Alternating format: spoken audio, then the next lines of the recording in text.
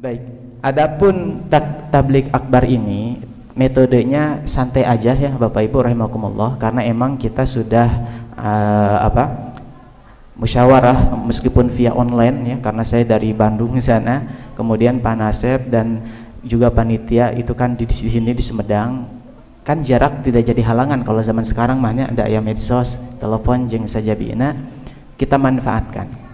Nah akhirnya intinya kita bikin santai saja, kita dialog seperti ini, nanti bisa misalkan dalam penjelasan beberapa poin, kemudian saya akan membuka, silahkan apabila hendak ada yang ditanyakan terkait masalah ini atau menambahkan. Bapak-bapak di sini ada yang lebih senior ya terlihatnya, ada juga yang masih muda, ada yang masih unyu-unyu gitu. Mangga misalkan pami aya lebetan masukan tina pengalaman berkeluarga dan seterusnya, silahkan. Adapun saya lebih kepada materi gimana perspektif dalil ya, yang saya tahu sependek apa yang saya pelajari dari Al-Quran dan juga hadis berdasarkan penjelasan para ulama. Nah, adapun pengalaman Bapak Ibu yang lebih senior tentu lebih berpengalaman gitu ya, tentu mungkin Pak Nasib juga meureun pengalaman nama langkung gitu nya. Langkung tantosna aya pengalaman mah langkung seueur. Nah, ditinggal katingali tina yuswa mah sigana teu sabayanya Pak Nasib. Teu saumur gitu. Nah, margi ai pengalaman insyaallah benten-benten anu langkung sepuh tantosna langkung seueur pengalaman. Kumargi itu hayu urang dialog. Gitu. Faidah tina pembahasan ini karena di sini heterogen ya, saya lihat yang hadirnya itu maksudnya heterogen, ada yang muda, ada yang sepuh, ada anak-anak juga. Nah maka di sini ada faidah ya. Jadi ketika kita belajar Pak Bu, ini tips agar kita mudah menangkap apa yang kita pelajari dalam suatu kajian. Itu di awal harus patok dulu. Ai abdi teh bade ngengengkeun naon dina pangaosan ieu teh. Mata sok aya tema geuning nya, ada judul-judul, tema sebagainya. Itu teh agar apa? Agar menyiapkan dulu bahwa yang sedang kita bahas bukan masalah fikih misalkan. Tapi sekarang kita masalah keluarga, kaitannya dengan tauhid. Ai dakwah sunnah mah kan gencarna dina tauhid, Pak. Margi upami tauhid, ketika tauhid seseorang itu bagus sesuai yang diajarkan Allah dalam Al-Quran, yang juga diterangkan Rasulullah, yang juga diamalkan oleh salafus soleh, maka imbasnya kemana-mana. Imbasnya kemana-mana, pada jiwa kita, pada diri kita, pada lingkungan kita, kemudian keluarga, anak, teman, sepergaulan, seperjuangan, selanjutnya bangsa, pada bangsa pun, pada bangsa seperti itu akan terjadi perubahan. Makanya jangan heran kalau dakwah para nabi dan rasul fokusnya di tauhid. Padahal problem yang mereka hadapi itu macam-macam Bapak Ibu yang kami hormati rahimakumullah, macam-macam kan. Kita tahu bahwa dalam sejarah ada nabi yang menghadapi problematika masyarakat homoseksual, ya punten, afwan, homoseksual. Tapi dasar Allah tetep para nabi mah sadayana diutus ka sadaya kaum. Naon wae masalahna, inti dakwahna ubudullah wajtanibut tagut. Laqad ba'atsna fi kulli ummatin rasulan an i'budullaha wajtanibut tagut. Berarti ada sesuatu atau ada something gitu. Nah, Allah teh menetapkan dakwah tauhid yang ditekankan oleh seluruh para nabi, padahal kaum yang dihadapi beda, nabi nage beda. Kemudian problem yang dihadapi secara dominan beda, ada yang masalah ekonomi. Ya, seperti apa kaum yang biasa kalau melakukan aktivitas ekonomi itu nggak jujur, ada. Seperti di kaum Madian, di sana kalau berjual beli timbangan itu enggak seimbang, timbangannya itu di berat sabelahkeun gitu, curang. Wailul lil mutaffifina alladzina idza talu 'alan nasi yastawfun jeung sajabina gitu ya. Itu disindir oleh Allah, diancam. Nah, ada juga yang masalahnya itu kediktatoran pemimpin seperti Nabi Musa alaihissalam. Fir'aun ya, menghadapi Fir'aun. Salajengna misalkan seperti ada masalah ya tadi kebobrokan moral, masalah seksualitas, jadi ada penyimpangan seksual homoseks, bahasa sekarang mah LGBT gitu. Itu kan dahulu pernah ada kan beda-beda, Tapi dak kekeh we ketika Allah memperkenalkan bahwa seluruh bangsa itu ada nabi yang Allah utus, ada rasul yang Allah utus. Kemudian Allah meringkas apa isi dakwah mereka? Wa'budullah wajtanibut taghut. Sembahlah, ibadahlah hanya kepada Allah dan jauhi taghut-taghut. Begitu ya.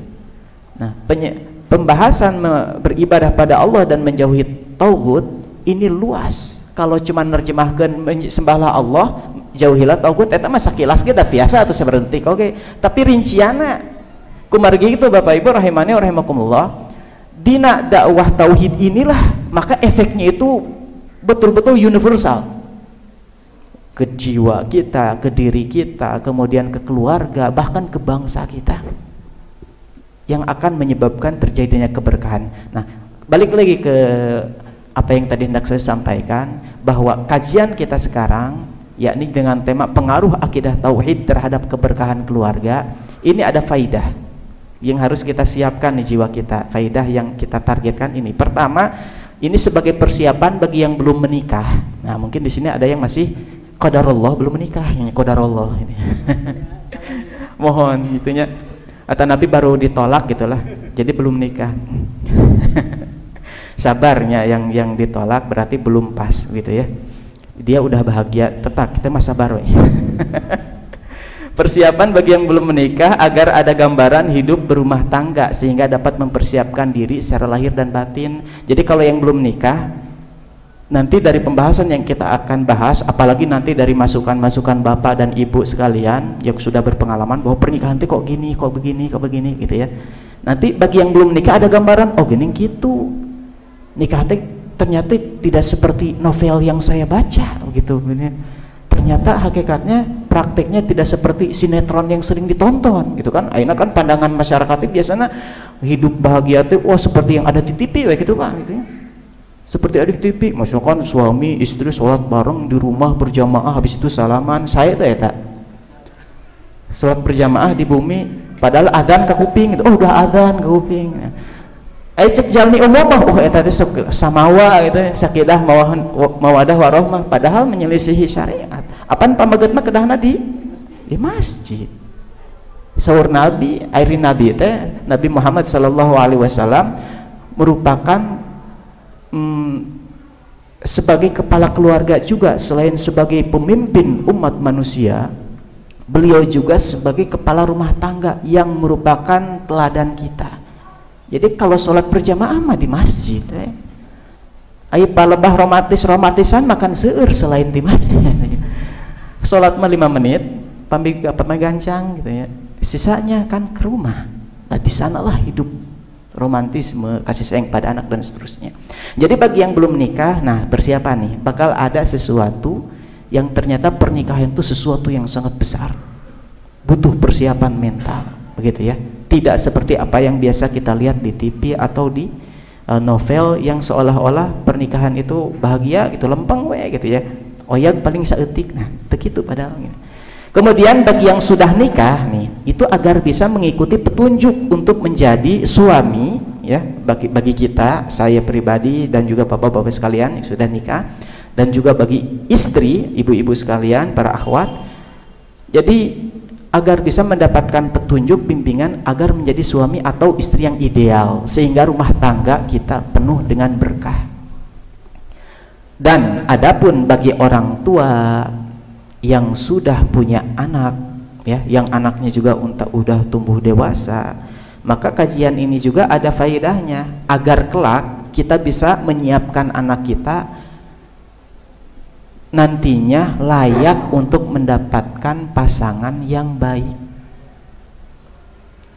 Karena kan ada Bapak Ibu sebagian keadaan orang tua anak nate nakal gitu ya, anaknya nakal, misalkan perempuan nakal gitu mah, usia orang kawinkan si iya mah bangor pawur gitu ya, sahawan hoyong kan gitu ujungnya teh. Nah kita yang mempelajari tentang kajian seperti ini, maka dari sekarang sebelum itu terjadi, kita mendidik, membentuk anak kita agar layak untuk mendapatkan suami soleh kalau anak kita perempuan.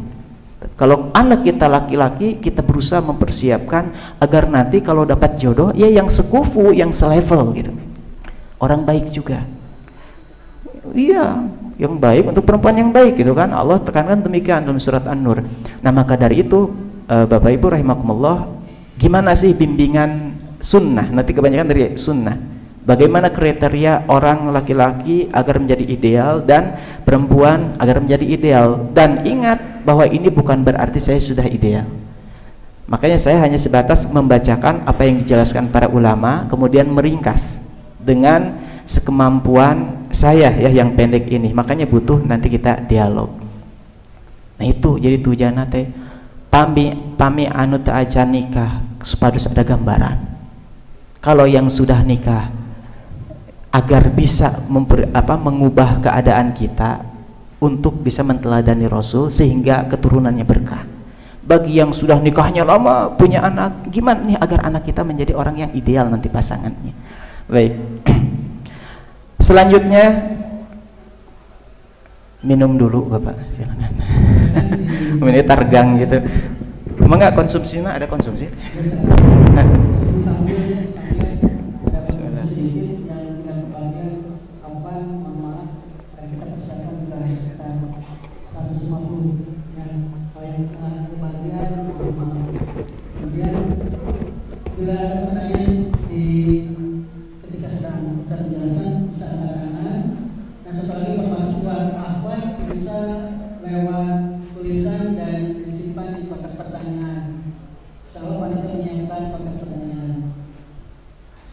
Ya, lanjut.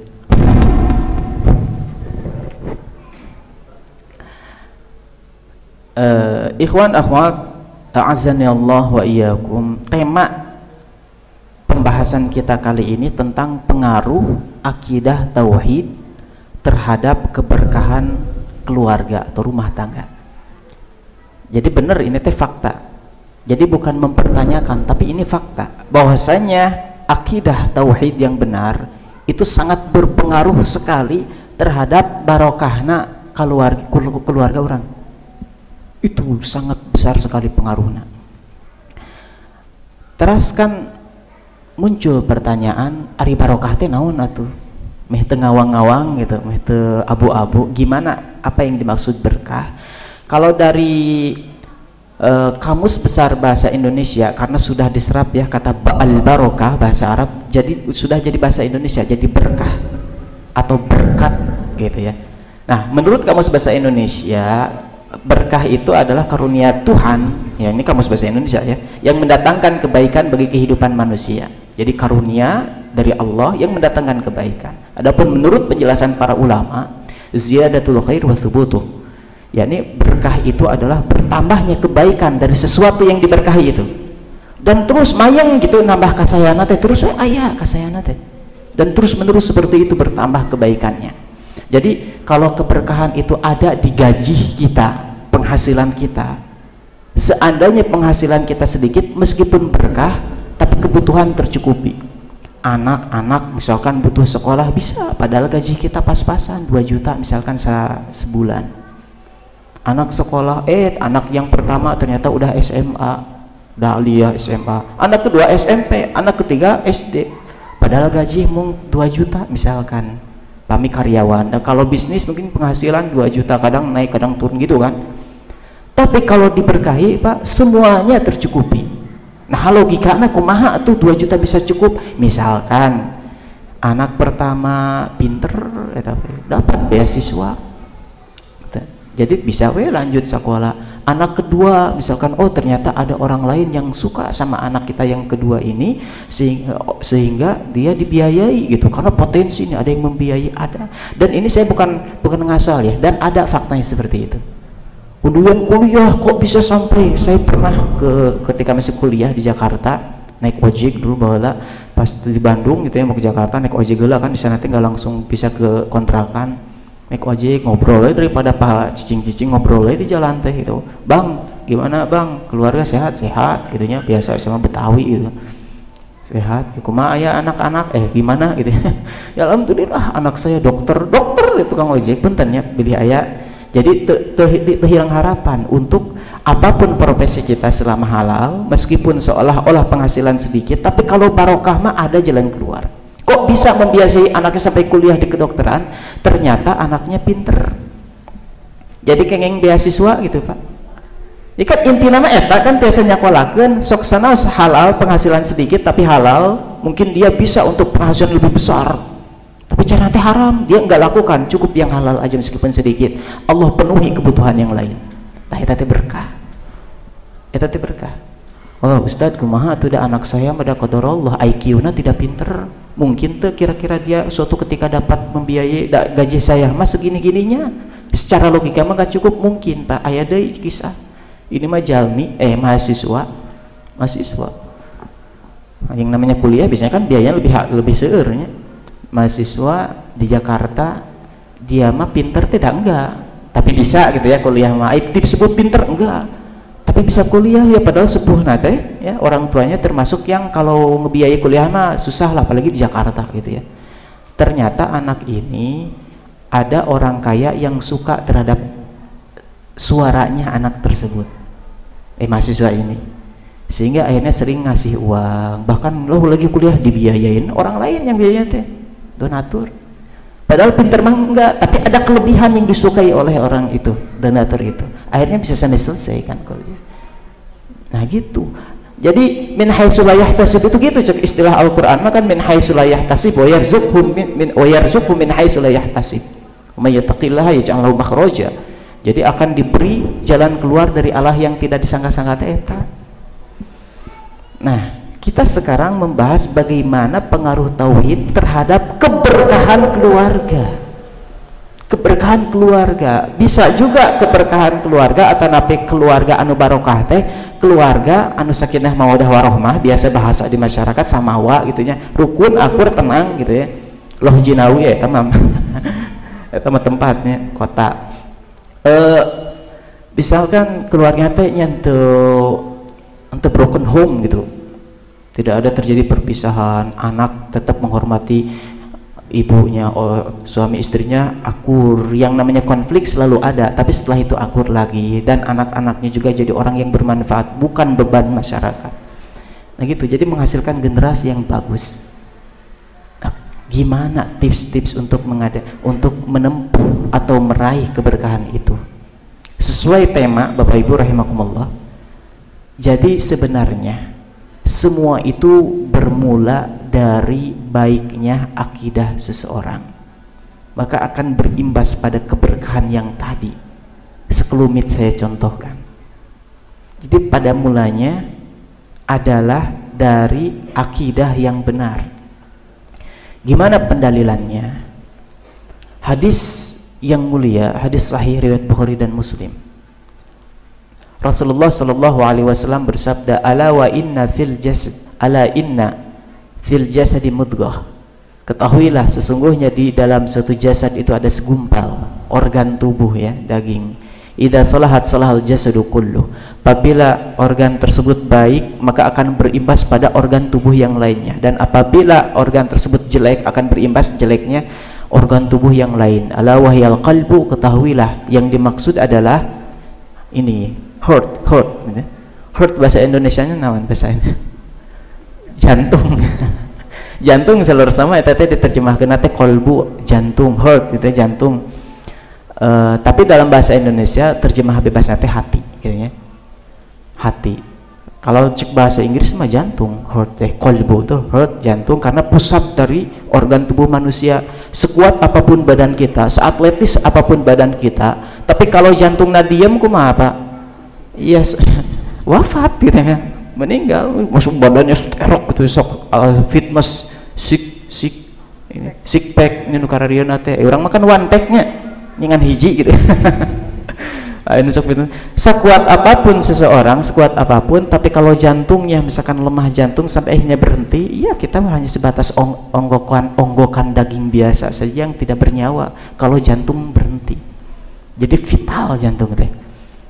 Nah, dalam amalan kita pun ada hati, yang dengan hati itu berimbas pada amalan yang lain. Dalam kehidupan berkeluarga Pak, kita membangun keluarga itu ibadah sebenarnya, karena ini perintah dari Rasulullah Shallallahu Alaihi Wasallam kita untuk menikah. Bahkan adalah kisah yang sahih riwayat Bukhari tentang ada 3 orang, kemudian salah seorang itu mengatakan kepada Rasul, aku tidak akan menikah, fokus ibadah. Ditegur sama Rasulullah, ditegur. Bahkan Rasul bersabda, man raghiba an sunnati falaysa minni, siapa yang benci terhadap sunnahku, dalam artian nikah, karena hadis tersebut diantaranya adalah membahas tentang nikah. Siapa yang membenci sunnahku, maka bukan termasuk golonganku. Sampai seperti itu.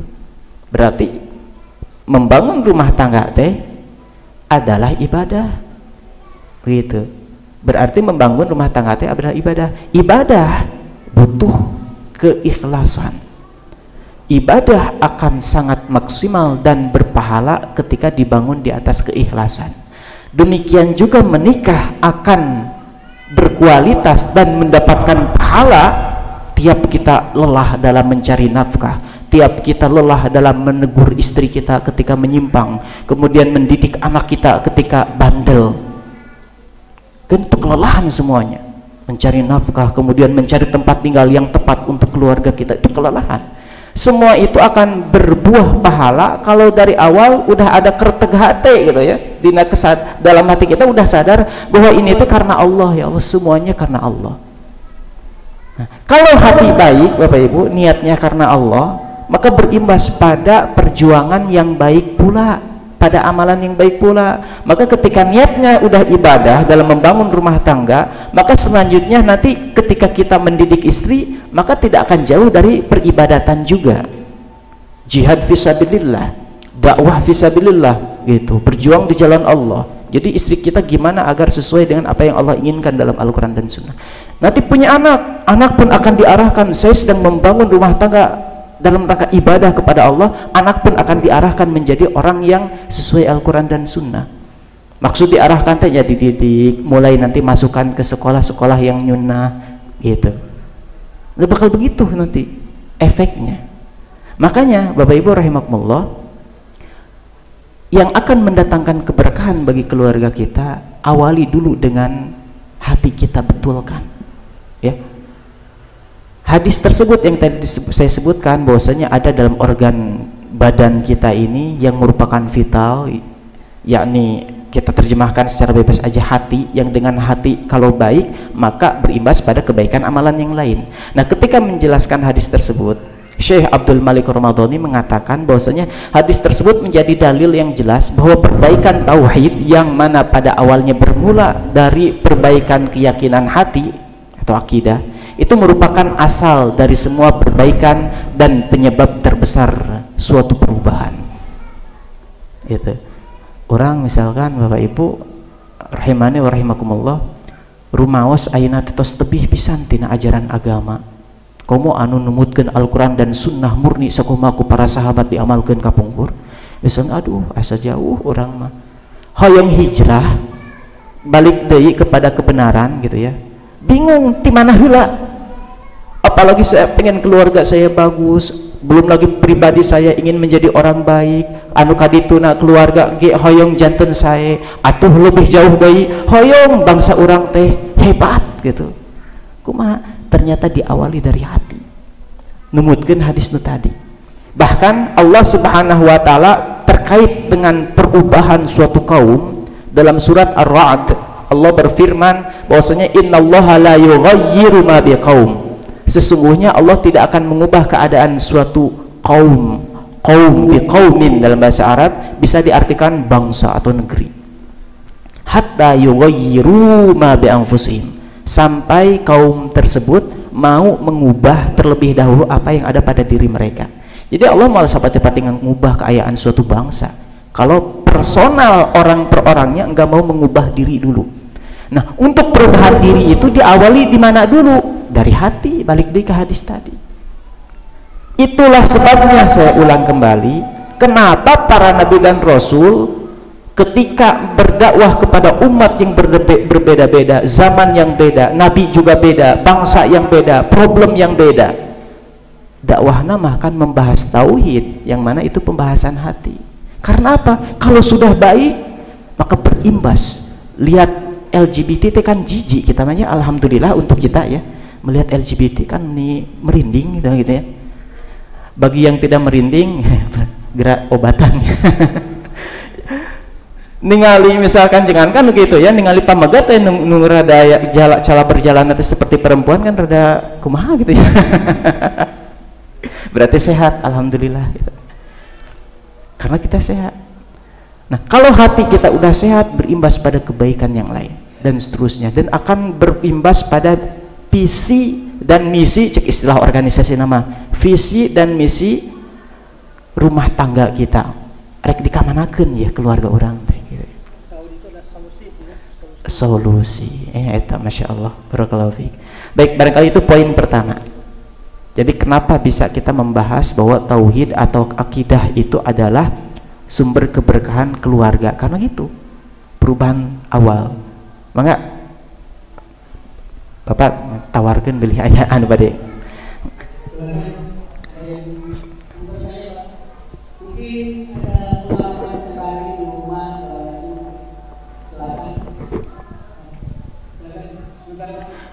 Ibu-ibu gimana ibu-ibu? Ada mic atau gimana kalau ibu? Atau melalui tulisan?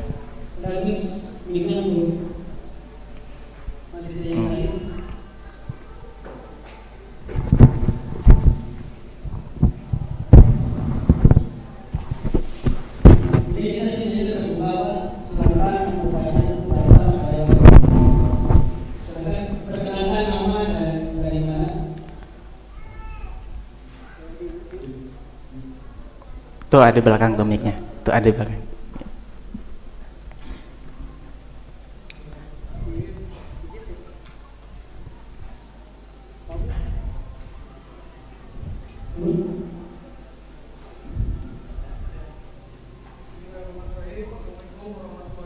Waalaikumsalam warahmatullahi wabarakatuh.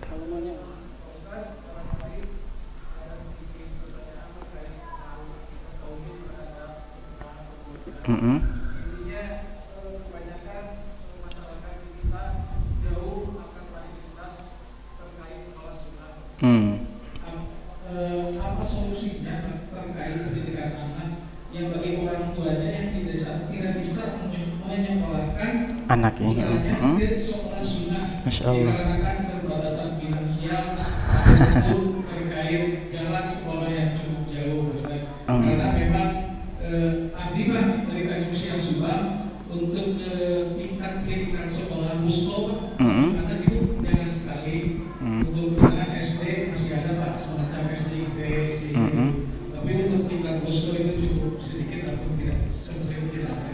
Barangkali Pak solusinya seperti apa gitu? Baik, iya. Iya. Waalaikumsalam warahmatullahi wabarakatuh. Iya, Masya Allah.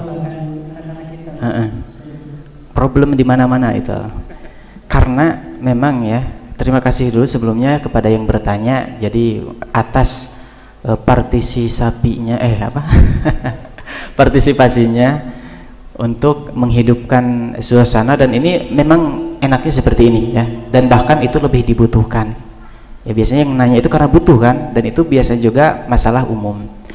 Bagaimana ketika anak misalkan kita udah mulai ingin hijrah, sebaik-baiknya anak pun punya pendidikan yang baik, ternyata susah aksesnya, jauh misalkan, atau terkendala biaya. Maka apabila kita menilik pada apa yang sedang kita bahas ya, kaitannya kita mencari solusi kepada Allah terlebih dahulu adalah kita terus berdoa. Tentunya itu tidak boleh lepas, karena tidak ada yang bisa menghalang-halangi doa kapanpun kita berdoa, dan berusaha terus memperbaiki diri untuk komitmen terus mengikuti Al-Quran dan Sunnah, terutama kaitannya dengan akidah. Karena Bapak Ibu secingkrang apapun Bapak, setertutup apapun Ibu ketika berhijab misalkan, karena sunnah gitu kan, ini sunnah Nabi misalkan, so apapun penampilan kita, segaya apapun dilihat dari nyunahnya, tidak akan diterima kalau niatnya bukan karena Allah. Misalkan ibu-ibu kan sekarang mah udah mulai rame ya, fashion gitu ya, fashion orang bercadar bisa, atau jilbab syar'i yang panjang, jadi fashion niatnya itu jadi gaya, dan emang kelihatan lebih cantik gitu kelihatannya. auranya beda, lebih cantik. Nah, lamun niatnya seperti itu, berarti tidak ada pahala, berarti belum mengikuti sunnah sebenarnya. Dengan pahit kita katakan demikian, karena syarat diterimanya amal adalah dua, ikhlas, kemudian ngikutin ittiba atau sunnah Nabi gitu ya. Jadi ini dua-duanya harus ada, satu saja nggak ada ya udah nggak diterima. Kita alhamdulillah udah berusaha mengikuti sunnah, tinggal ikhlasnya ini yang berat. Ini yang berat. Seandainya kita ikhlas dulu, ikhlas, tapi karena ketidaktahuan maka belum mengikuti sunnah. Karena ketidaktahuan, insya Allah suatu ketika Allah beri petunjuk. Insya Allah suatu ketika Allah beri petunjuk. Nah, oleh karena itu kita kembali ke pertanyaan, mari kita ikhlaskan niat, terus berusaha mengikuti sunnah, maka Allah akan ngasih solusi.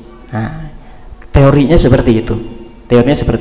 Mari kita masuk kepada bagaimana kalau gitu kan tetap kita harus usaha.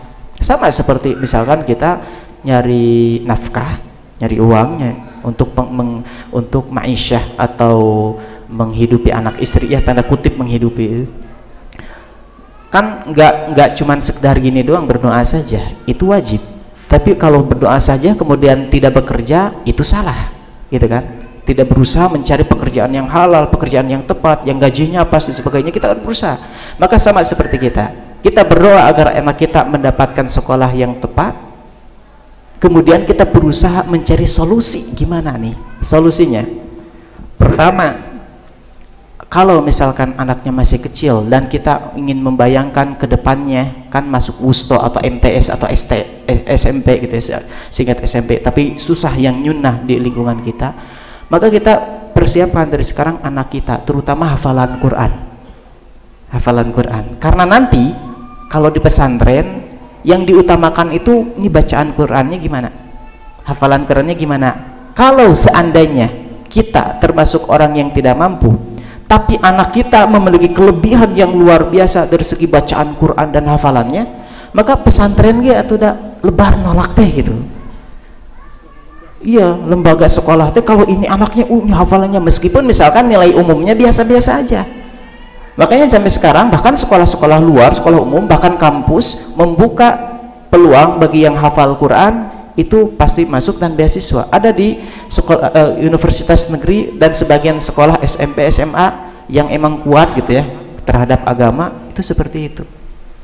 Jadi siapkan hafalan Quran seperti itu. Nah, selanjutnya ya kita kalau masih SD seperti itu, anaknya masih kecil, persiapkan hafalan Quran. Ustadz, emang itu bukan kumaha kalau itu dianggap tidak ikhlas? Lanjutkan niatnya. Ya Allah, saya mendidik anak saya dalam Al-Quran masih kecil agar nanti bisa melanjutkan ke sekolah yang syar'i, karena kalau anak saya udah hafal Quran banyak, bagus bacaannya, nanti bisa melanjutkan sehingga aman anak saya, sehingga bisa mempelajari agama engkau. Nah, itu teh ikhlas. Meskipun ketika mendidik anak kecil kita yang masih kecil, niat nanti gitu supados ditampi di sekolah syar'i atau junah anu saya, niatnya gitu kan. Tapi karena Allah itu bukan tinggal heula kumaha rinciana gitu ya.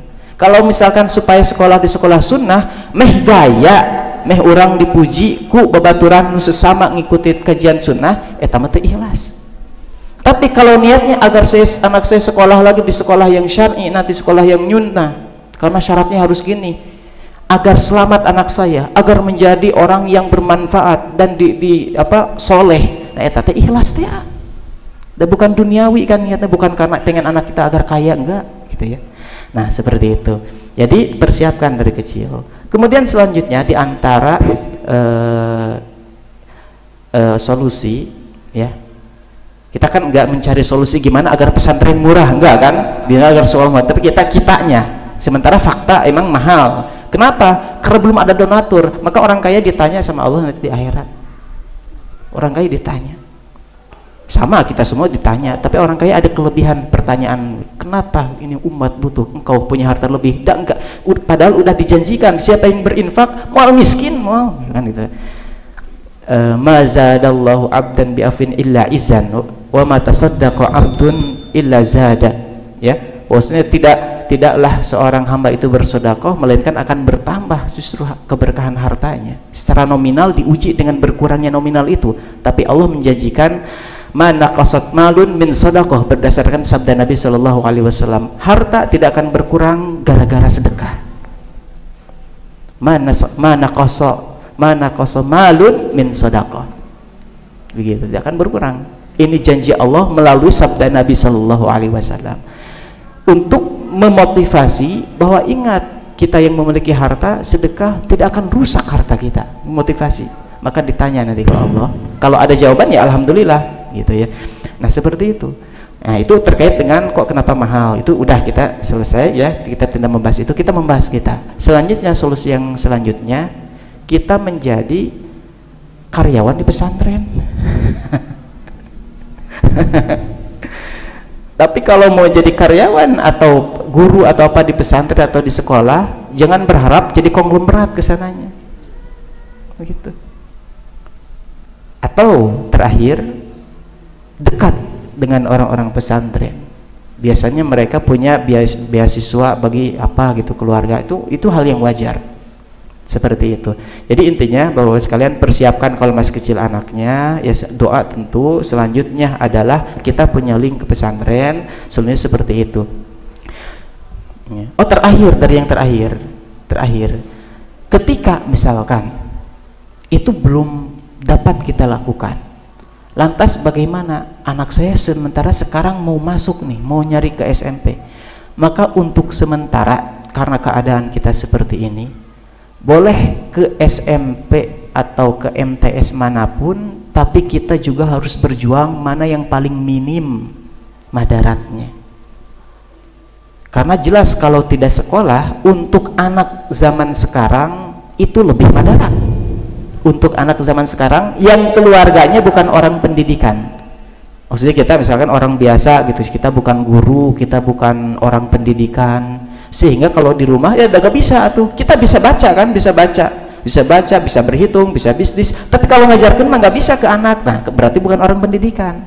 Nah ini beresiko kalau anak dengan alasan misalkan oh nggak ada sekolah yang Islami, yang benar-benar Islami, akhirnya anak kita di rumah tidak belajar di rumah juga, ijazah nggak dapet gitu, belajar enggak.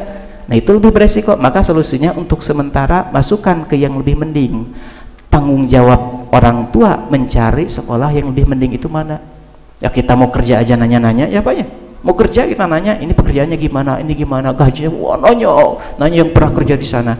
Begitupun sekolah, kita harus nanya tentang itu, harus nanya. Kita mau beli mobil, mau beli motor, wah searchingnya kan terus-terusan, searching, nanya ini, demi untuk agar tidak rugi uang 20 juta beli motor misalnya. Ini agar anak tidak rugi, wah harus kritis nanya ke sana kemari tentang sekolah yang minim madaratnya kalau tidak bisa masuk ke sekolah yang sangat-sangat Islami karena akses jauh misalkan, karena mahal dan sebagainya. Barangkali itu sebentar yang bisa saya jawab. Nah gening seueur ya pembahasan seueur kan. Terus dari ya barangkali sekarang sedikit saya bahas dulu ya, nanti masih gini. Sementara nanti saya akan bahas dulu poin, karena tadi belum masuk ke rumah tangga ya, baru poin pertama, teori pertama sesuai dengan tadi yang saya sebutkan hadis, bahwa memang akidah tauhid ini sumber atau penyebab terbesar bagi keberkahan keluarga kita, dengan dalil yang tadi gitu ya. Kemudian selanjutnya, baik saya lanjutkan dulu ya, kembali ke materi dulu, dan nanti ingatkan jamnya bisa 12 ini. Baik Bapak Ibu rahimani rahimakumullah, dalam membina rumah tangga seperti tadi yang disampaikan oleh Pak Nasib pertama-tama gitu, sepertinya Pak Nasib baca dulu artikelnya ya, baca dulu artikelnya enggak? Nah rada sama gitu tadi anu disebutkan di awal, bahwa dalam masyarakat itu Pak, masyarakat itu, suatu masyarakat yang baik itu biasanya dilihat dari keluarganya. Jadi kalau keluarga di suatu masyarakat itu dominannya keluarga yang stabil, tidak broken home ya, tidak terjadi KDRT, tidak terjadi perceraian yang tanpa alasan atau alasan sepele, karena perceraian ada yang memang harus dilakukan, tapi secara global dijauhi itu lebih utama. Jangan sampai kita berpisah, karena efeknya ngeri kalau tidak ada alasan yang kuat. Nah, masyarakat yang baik itu biasanya dimulai dari keluarga, karena keluarga organisasi terkecil. Ketika keluarga di suatu masyarakat itu banyak terjadi kerusakan rumah tangga, broken home, itu masyarakatnya masyarakat yang bobrok biasanya. Kenapa? Karena generasi yang dihasilkan dari keluarga yang rusak, maka generasi selanjutnya anak-anaknya adalah rusak, gitu. Ini hal yang merupakan bukan rahasia lagi. Jadi kalau ayah budak itunya dibangor tuh ya malah, oh udah kolotna nuju pirak gitu ya, biasa itu. Maka dari itu generasi muda yang kacau itu dilihat dari keluarga, bagaimana keadaannya, begitu ya. Nah, maka berimbas pada masyarakat atau kadituna, berimbas pada kemajuan bangsa.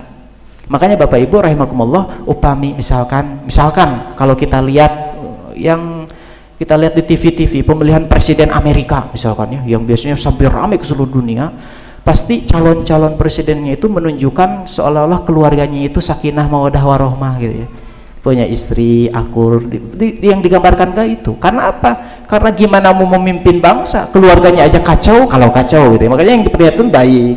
Sama di negeri kita, pemerintah kelihatan keluarganya baik gitu, karena seperti itu. Karena nggak mungkin kita sebagai suami mendapatkan kesuksesan dalam pekerjaan kita kalau di rumah saja kacau kita pikiran, aduh masalah keluarga gitu ya, kabawa karena pekerjaan gitu ya, dibawa. Karena ketika kita bekerja pun pasti ada masalah, pulang ke rumah lihat istri udah mengerikan gitu ya, udah namprak mana setoran udah gitu duluan, kan ngeri, kita capek jiwa kita, dan kekuatan jiwa kita ada batasannya. Dan kalau lelah tidak maksimal dalam bekerja, kalau pikiran kita lelah maka nggak bisa sukses kita. Makanya ada peribahasa di negara kita, bahkan masuk ke negara lain, bahwa di balik lelaki sukses ada wanita besar di belakangnya. Artinya bisa berarti istri, bisa juga berarti ibu gitu, pasti di belakangnya itu ada. Sebenarnya kalau lihat kepada hadis Bapak Ibu rahimakumullah, itu sejalan, karena Rasulullah Shallallahu Alaihi Wasallam bersabda, "Ma taraktu fitnatan ador 'ala rijal minan nisa." Tidaklah aku tinggalkan suatu ujian fitnah yang lebih bahaya bagi laki-laki melainkan wanita, itu yang membahayakan itu, kata Rasul.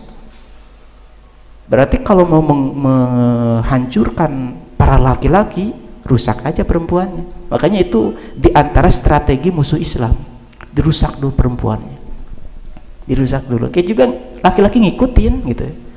Dia kalau kerja, kalau berjuang tidak maksimal, kalau yang dirubah saja udah merongrong gitu, wow gitu ya. Iya, yang tadinya tujuan dari menikah itu Allah Subhanahu wa Ta'ala telah menyebutkan. Ingat Pak, Bu, rahimani rahimakumullah, segala perjuangan, segala aktivitas yang kita lakukan harus jelas tujuannya apa. Kenapa? Karena dengan tujuan itu kita bisa menentukan sikap. Kalau kita melakukan aktivitas perjuangan ya atau kerja terjelas, saya teh ini teh apa tujuannya, nggak jelas, itu ngambang, malas-malasan biasanya. Karena orang akan merasa dia akan semangat berjuang kalau dia telah menemukan target atau tujuan yang jelas. Tapi kalau orang itu merasa, saya mah udah tidak punya tujuan, biasanya ngambang, biasanya malas-malesan, ada saya mah siapa atau nggak berarti saya mah gitu kan, seperti itu. Makanya Allah dalam Al-Quran menyebutkan tujuan penciptaan manusia apa. Wa ma khalaqtul jinna wal insa illa liya'budun. Tidaklah aku ciptakan jin dan manusia melainkan untuk ibadah kepadaku, kata para ulama, liwahidun, untuk mentauhidkanku. Kata Syekh Utsaimin menjelaskan lagi, ibadah di sana juga maknanya umum, bukan cuma masalah tauhid, tapi juga lebih luas lagi. Tauhid betul itu pokoknya, tapi lebih luas lagi. Di antaranya yang sedang kita bicarakan, menikah, membangun rumah tangga. tujuannya adalah ibadah karena Allah. Kemudian kita lebih rinci lagi, ibadah yang seperti apa? Allah Subhanahu wa taala berfirman ya dalam surat Ar-Rum yang biasa sering dibacakan ketika kita menyaksikan akad pernikahan orang lain gitu ya, atau pernikahan kita yang pertama dulu gitu ya. Nah, Allah berfirman, wa min ayatihi an khalaqalakum min anfusikum azwaja. Dan di antara tanda-tanda kekuasaan Allah ialah Dia menciptakan untukmu istri-istri dari jenismu sendiri. Azwaja itu bisa bermakna istri atau pasangan lah. Kalau yang mendengarnya ibu-ibu berarti maksudnya ya suami-suami, calon pasangan gitu ya. Allah menciptakan pasangan-pasangan dari jenismu sendiri. Untuk apa? Nah, Allah menjelaskan tujuan dari hidup berpasang-pasangan ini, membangun rumah tangga. Niat global ibadah, tapi kita lebih rinci lagi, ibadah kan macam-macam kan, macam-macam. Lebih rinci lagi, litaskunu ilaiha dalam surat Ar-Rum ayat 21. Tujuannya adalah supaya kamu cenderung dan merasa tentram kepadanya. Litaskunu ilaiha, agar kamu bisa tentram, tenang bersama pasanganmu. Ini wabil khusus dalam ayat ini, kamu laki-laki bisa tenang terhadap istri-istrimu. Ini tujuan. Nah, kenapa saya tekankan ini? Ini sebagai patokan awal agar kita bisa bersikap. Ketika dalam pernikahan yang terjadi adalah seperti yang tadi saya contohkan, pulang ke rumah kau menghadapi keluarga pasangan kita malah tambah pusing gitu ya, malah tambah puyeng, malah tambah down mental kita, bahkan kita terhina di depan istri kita, naudzubillah min dzalik gitu ya. Maka nggak ada ketenangan, maka hilanglah tujuan pernikahan. Maka kata para ulama, kalau keadaan rumah tangga seperti itu, maka bisa jadi solusinya mending misah, seperti itu. Seperti itu, mending seperti itu. Tetapi yang seperti apakah konflik yang dianjurkan harus berpisah dari istri kita atau dari suami, ibu-ibu?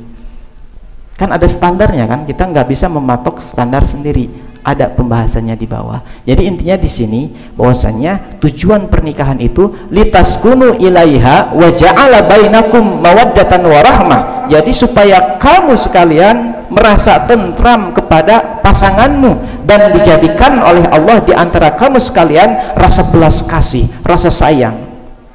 Jadi ketentraman itu yang menjadi tujuan. Kalau itu tidak ada, baik keluar dari tujuan. Hidup kita cuman sekali. Masa sampai mati seperti itu? Maka laki-laki yang mengetahui bimbingan Al-Quran dan Sunnah punya pendirian, tidak akan diperbudak oleh orang yang tidak semestinya memperbudak kita.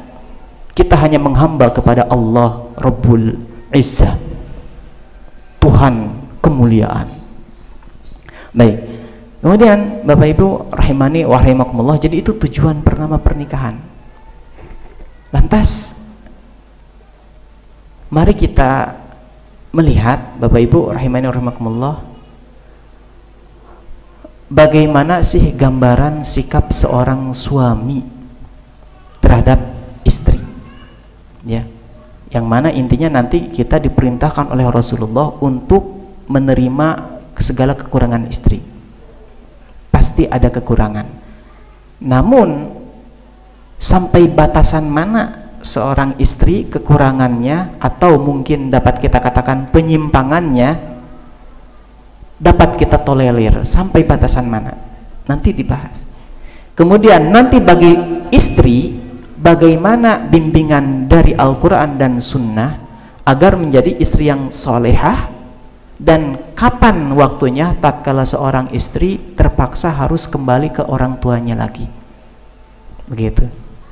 Sebelum itu dibahas, mari kita dengarkan pesan-pesan dari penanya, atau ada yang bisa memberikan masukan ya. Baik, silakan.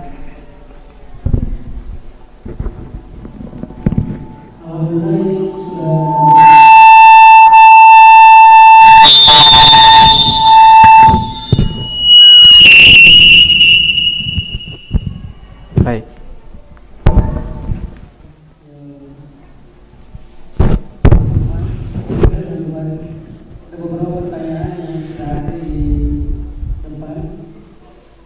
Makin banyak pesan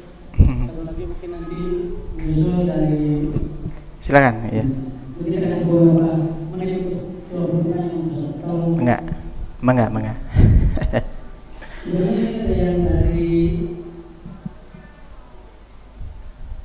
yang sebelum menikah, kemudian ada yang sudah menikah. Ini ada awal yang bertanya tentang apa namanya, tiba-tiba jadi dia menyukai seorang ikhwan. Belum bisa 100% iya. Baik-baiknya atau segala macam. Untuk menentukan apakah ada baik atau tidak si ikhwan di Israel seperti apa? Usaha pertanyaan keduanya tentang itu dulu aja ya, bisi lupa.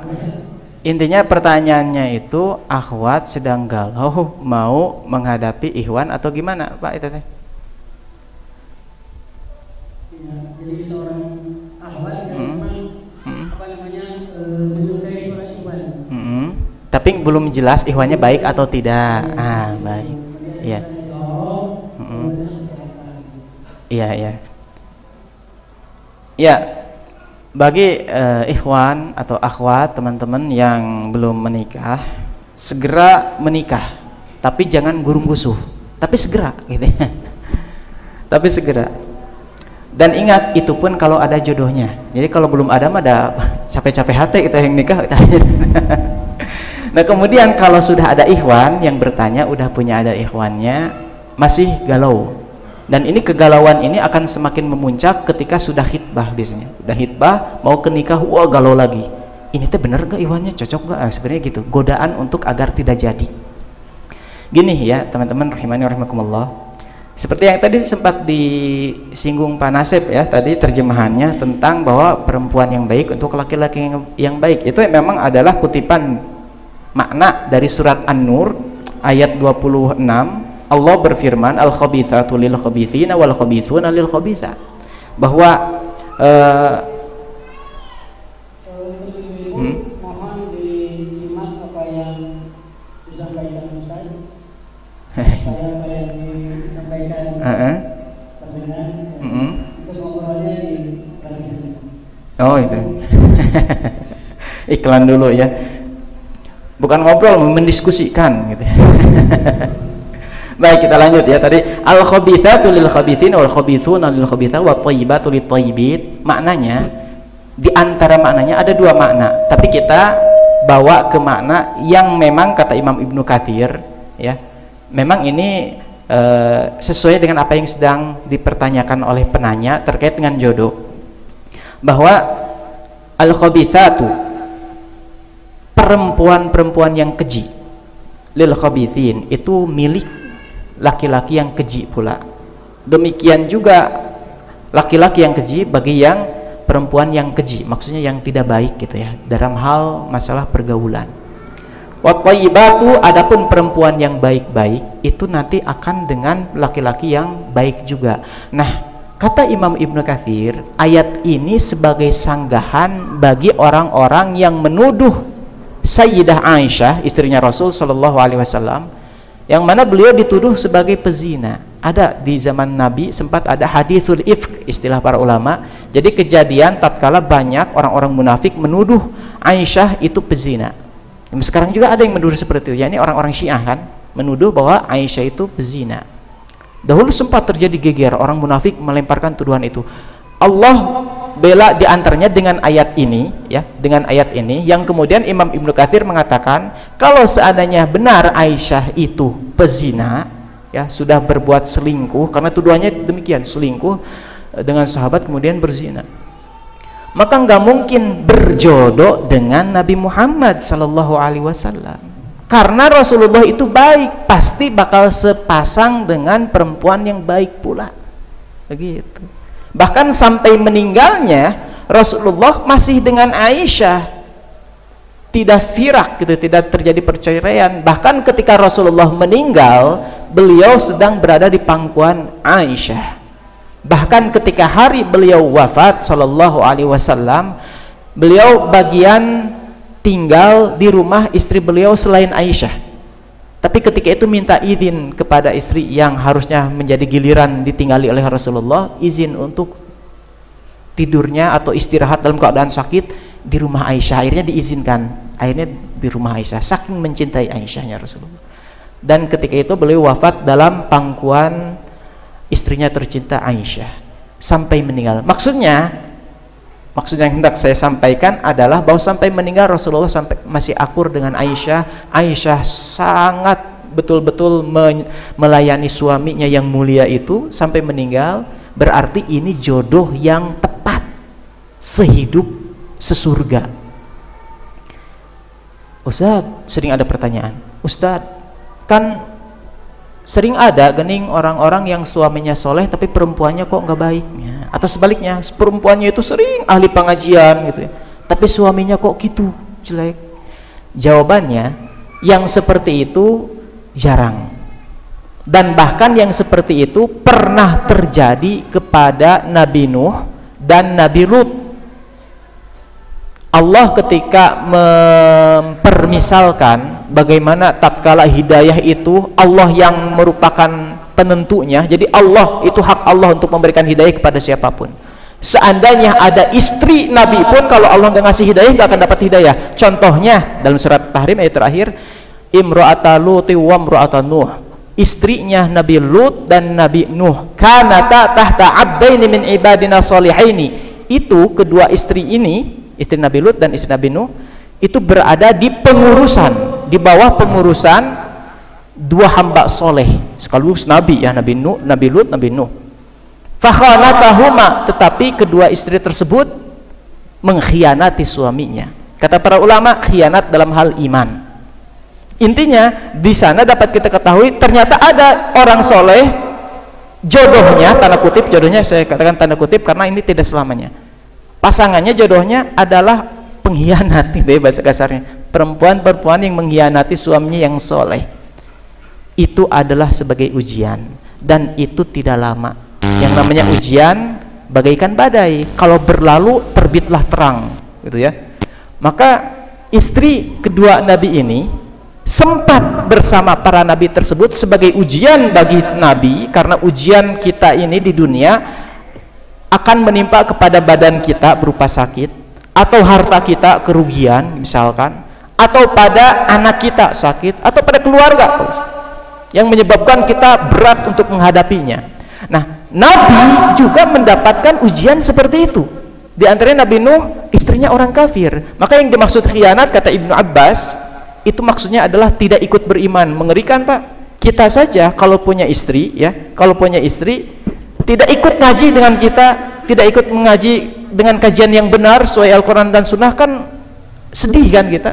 Ini mah kafir. Istrinya Nabi Lut, istrinya Nabi Nuh, sampai dalam surat At-Tahrim ayat terakhir, silahkan dibaca. Kafir.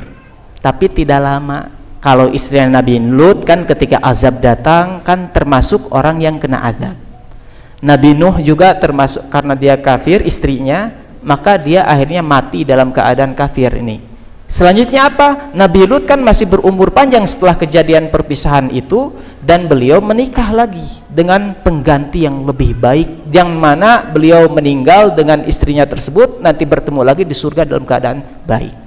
Nabi Nuh juga gitu, istrinya tidak dia doang, tapi Allah ganti di dunia sebelum di akhirat. Nah seperti itu. Jadi kalaulah ada kejadian kok suaminya soleh istrinya seperti itu, nggak lama bisa nanti dipisahkan dengan kematian atau dipisahkan dengan perceraian, dan dia akan mendapat yang lebih baik. Bisa jadi seperti itu.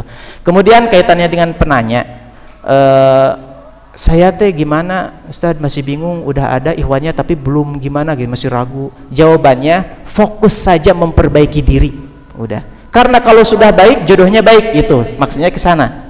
Kalau sudah baik jodohnya baik, apalagi sudah istihoroh. Istihoroh, kalau sudah istihoroh alhamdulillah, kalau misalkan masih butuh lagi terus lagi istihoroh, begitu ya.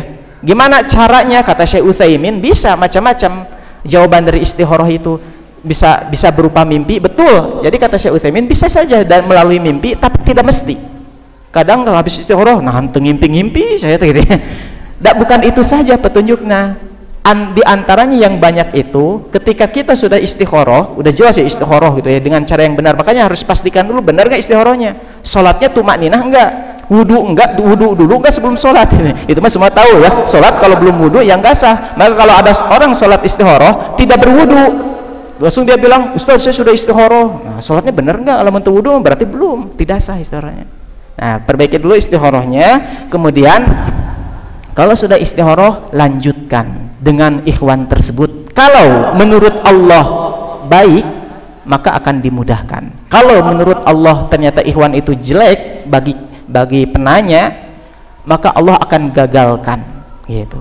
Jadi kalau sudah istikharah, udah ada ikhwan, jangan tiba-tiba saya mau nanti aja, ragu-ragu, jangan gitu. Kalau udah ada ikhwannya kemudian istikharah, lanjut. Nanti perkara gagal tidaknya Allah yang menentukan. Kalau sudah istikharah, ingat, karena apapun hasilnya seseorang ketika melangkah, kalau sudah istikharah, itulah keputusan dari Allah, begitu ya.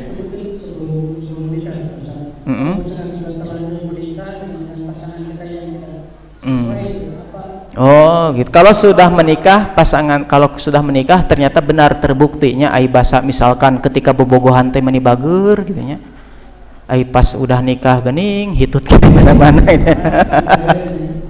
gitu ya. Tadi sebenarnya itu juga sudah masuk jawabannya pada apa yang tadi saya katakan, bahwa kalau kita sudah berusaha untuk menjadi orang baik, karena qadarullah ketika menikah kita bukan orang baik, belum hijrah istilah zaman sekarang, belum taubat, belum hijrah, sehingga dapatnya pun yang seperti ini gitu ya. Bagaimana jawabannya? Teruslah kita berbuat baik dan mengajak kebaikan kepada pasangan kita, terus sampai ada suatu waktu kalau kita sudah baik, kokoh akidah kita, dan kita panceg dina bebeneran iya, dina sunnah Rasul, maka orang yang tidak kuat dengan kita otomatis menghindar dengan sendirinya, dan yang akan bersama dengan kita adalah yang satu prinsip sesuai sunnah gitu. Jadi kuatkan aja terus kita, tong kacana kusakaba-kaba gitu, kunutu para rugu. Terus kuatkan mental, hati, apapun keadaan lingkungan kita, anak kita, istri kita, masyarakat secara umum. Kalau kita udah bener, punya dua pilihan. Ya diibaratkan ya, upami ibaratnya kita misalkan, kalau kamu mau ikuti kita di atas kemuliaan ini, ayo. Kalau tidak, saya sudah punya prinsip, ini jalan kebenaran. Nggak milih badai ngiring atau mual gitu ya. Jadi kalau kita sudah baik, nanti insya Allah Bapak Ibu rahimakumullah, ketika kita semakin mengikuti sunnah Rasul, maka kita menjadi suami yang paling ideal, yang akan sangat menyesal perempuan yang menolak kita. Sebenarnya kayaknya gitu kalau mau gaya-gayakan gitu bahasanya. Karena di dalam Al-Quran Allah subhanahu wa ta'ala menyuruh kita, memerintahkan kita, wa ashiruhunna bil ma'ruf, dan hendaklah kalian mempergauli dengan istri-istri kalian dengan baik. Allah yang memerintahkan. Maka orang yang mengikuti Quran adalah orang yang paling baik terhadap istrinya, karena Allah yang memerintahkan. Bahkan Allah lanjutkan lagi ayatnya, fa'asa an takrahu syai'a, bisa jadi kata Allah kau membenci sesuatu, wa yaj'alullahu fihi khairan katsira, namun Allah akan menjadikan pada sesuatu yang kau tidak suka itu kebaikan yang banyak. Ini isyarat bahwasanya pasti pasangan, baik misalkan ibu kepada suami atau suami kepada istri, pasti kita akan mendapatkan sesuatu yang tidak kita sukai dari tabiat pasangan kita. Tapi bisa jadi kata Allah kau membenci tabiat tersebut, namun dari balik itu semua ada kebaikan yang sangat banyak. Ada kebaikan yang sangat banyak. Allah merintahkan kita tetap berbuat baik, tapi ingat, dalam perjuangan berusaha membuat baik itu nanti kau akan dapatkan kekurangan-kekurangan. Namun ingat kata Allah, bisa jadi kamu benci terhadap hal tersebut, namun ada kebaikan yang besar di balik itu. Pertimbangkan wahai para laki-laki, pertimbangkan. Nah bayangkan, itu bimbingan Al-Quran. Dalam sunnah ada lagi yang seperti itu. Maka intinya, orang yang semakin mengikuti Al-Quran dan sunnah sebenarnya menjadi orang yang sangat baik dan suami ideal. Berarti kalau ada istri yang tetap menyanggah, membantah, tidak mau ikut dengan kita, bahkan menentang, bahkan memprovokasi keluarga bahwasanya kita dianggap sesat, misalkan gitu ya, maka ketahuilah kita sudah punya prinsip, kita sudah baik seperti ini kok masih seperti itu, berarti kita udah beda, udah beda. Dan pasangan itu banyak, insya Allah. Man taraka syai'an lillah awadahullahu khairan minhu. Barang siapa yang meninggalkan sesuatu karena Allah, Allah akan ganti dengan yang lebih baik. Tapi ingat sekali lagi, ini jalan terakhir. Karena saya akan bacakan suatu hadis. Bapak Ibu rahimakumullah, di dalam apa yang dikabarkan oleh Rasulullah sallallahu alaihi wasallam, ternyata kehancuran rumah tangga atau pasangan suami istri, kehancuran dalam artian terjadinya perpisahan, perceraian, itu termasuk misi besar dari iblis ketika mengutus para setan pasukan-pasukannya, ya merupakan misi terbesar. Rasulullah sallallahu alaihi wasallam bersabda dalam hadis sahih riwayat Muslim, inna iblis yad'u 'arsyahu 'alal ma'. Sesungguhnya iblis meletakkan singgasananya di atas air, kemudian ia mengutus para tentaranya, setan-setan. Maka kedudukan setan yang paling dekat dengan iblis adalah mereka yang paling besar menebarkan fitnah, kekacauan. Maka ketika itu, jadi singkatnya adalah iblis itu Pak selalu mengadakan evaluasi. Jadi emang dalam pengaturan gitu ya, berorganisasi atau mengatur banyak orang itu butuh ada evaluasi, supaya apa, tidak terulang lagi kalau ada kekurangan di kegiatan yang akan datang. Jadi evaluasi ya kumaha kekurangan aku. Ternyata iblis pun seperti itu, karena emang seperti itu dalam mengatur banyak pasukan atau orang anggota itu butuh evaluasi. Iblis pun demikian, ada suatu evaluasi, nanya iblis satu persatu. Fayaqulu, ketika melakukan evaluasi tersebut, ini bahasa saya ya, yaji'u ahaduhum, ada setan yang datang melaporkan apa kegiatan ketika itu kepada iblis. Fayaqulu fa'altu kadza wa kadza, fayaqulu ma sana'ta syai'an, kata Rasulullah menghikayatkan kisah ini. Bukan kisah, ini kabar bahwa iblis seperti itu dengan pasukannya. Ada setan yang mengatakan kepada iblis, aku telah melakukan kerusakan ini itu. Tidak disebutkan ya dalam hadis ini, pokoknya kerusakan di umat manusia. Kata iblis, rajanya setan, masona'ta syai'an, kau belum berbuat apa-apa yang berarti, gitu ya. Acana naon mencek orang kitanya. Summa yaji'u ahaduhum fayaqulu ma taraktu. Kemudian ada setan yang lain kepada iblis melaporkan, ma taraktuhu hatta farraqtu bainahu wa baina imraatihi. Aku tidak meninggalkan orang itu melainkan dalam keadaan sudah memisahkan atau berpisah, menceraikan istrinya. Nah, itu bagian dari misi setan. Ketika iblis mendengar ungkapan setan itu, maka fayudnihi minhu, kata Rasulullah. Si iblis terus datang dari singgasananya, langsung mendekati setan itu, saking mengapresiasi, memuji. Fayudnihi, summa, kemudian wa yaqulu ni'ma anta, sehebat-hebat setan engkau. Ni'ma anta itu sebaik-baik setan, tapi dia setannya nggak baik ya, jadi sesetan-setannya setan engkau gitu. Jadi sehebat-hebat setan engkau dipuji, sampai kata perawi hadis ini falyaltazimhu.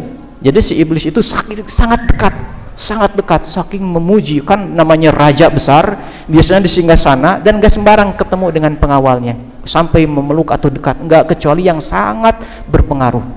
Nah, iblis seperti itu. Berarti dari sini dapat isyarat Pak, bahwa setan itu kan berusaha menjadi setan terhebat di hadapan iblis. Mereka senantiasa berusaha untuk menghancurkan rumah tangga umat Islam. Kenapa? Tadi kan diulang-ulang bahwa kalau rumah tangga rusak, efeknya kepada anak, ya. Kemudian efeknya kepada masyarakat, muncul generasi yang jelek, dan seterusnya, bahkan kepada umat. Karena keluarga yang hancur keadaannya itu akan sibuk pikirannya dari mendidik anak-anaknya. Udah pusing, namanya perpisahan kan pusing. Kalau itu terjadi tidak sesuai bimbingan agama, karena dalam agama Islam ada emang perpisahan yang dianjurkan. Beda dengan sebagian agama Pak. Jadi kalau udah nikah nggak bisa cerai. Jadi mau gimana pun keadaan istrinya harus tetap bersatu sampai mati. gitu ya. Tetapi selingkuh iya gitu. Karena nggak bisa cerai, nggak bisa nikah lagi seperti sebagian agama kan ada gitu. Jadi udah nikah itu udah tidak bisa ke yang lain. Tapi selingkuh iya gitu mereka lakukan karena apa? Ya kalau udah cocok sama nggak istrinya udah parah gitu ya, udah KDRT malah bahkan kayak seperti boxer gitu, mukul itu buk gitu ya. Kalau kita kan ngedidik paling pukul gini, Ari kamu atau inti kayak gitu kan. Tapi kalau udah sampai KDRT jeger gitu kalau wah. Apakah layak itu dipertahankan? Kemudian apakah ridho orang tua istri tersebut melihat anaknya dipukulin, sementara ketika anak ini, si perempuan ini masih diurus oleh orang tuanya, didadanin, dijaga, jatuh dikit langsung dibat merahan gitunya, riut di rumah sakitkeun ku bapakna, ayeuna geus nikah ditenggelan ku salakina. Auzubillah. Apakah ketika keluarga yang seperti itu kita katakan sabar, tetap bersatu? Nah, tidak selayaknya ya menjerumuskan manusia kepada kebinasaan. Baik, barangkali itu poin selanjutnya ya. Mangga silahkan ke dialog kembali.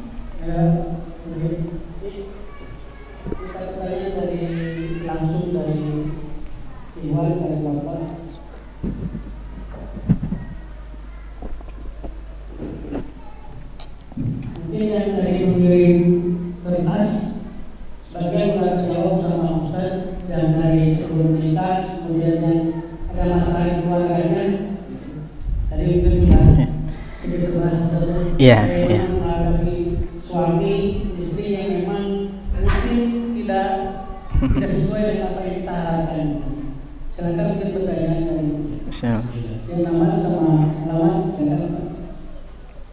Syukur pada Bapak moderator yang sudah memberikan kesempatan. Perkenalkan nama saya Ramdhani Firmansyah dari Duri Mukti, Sumedang Utara. 2021 kemarin Ustaz, Sumedang ini adalah kabupaten terbesar angka perceraiannya. Masya Allah. Ranking kedua setelah Indramayu.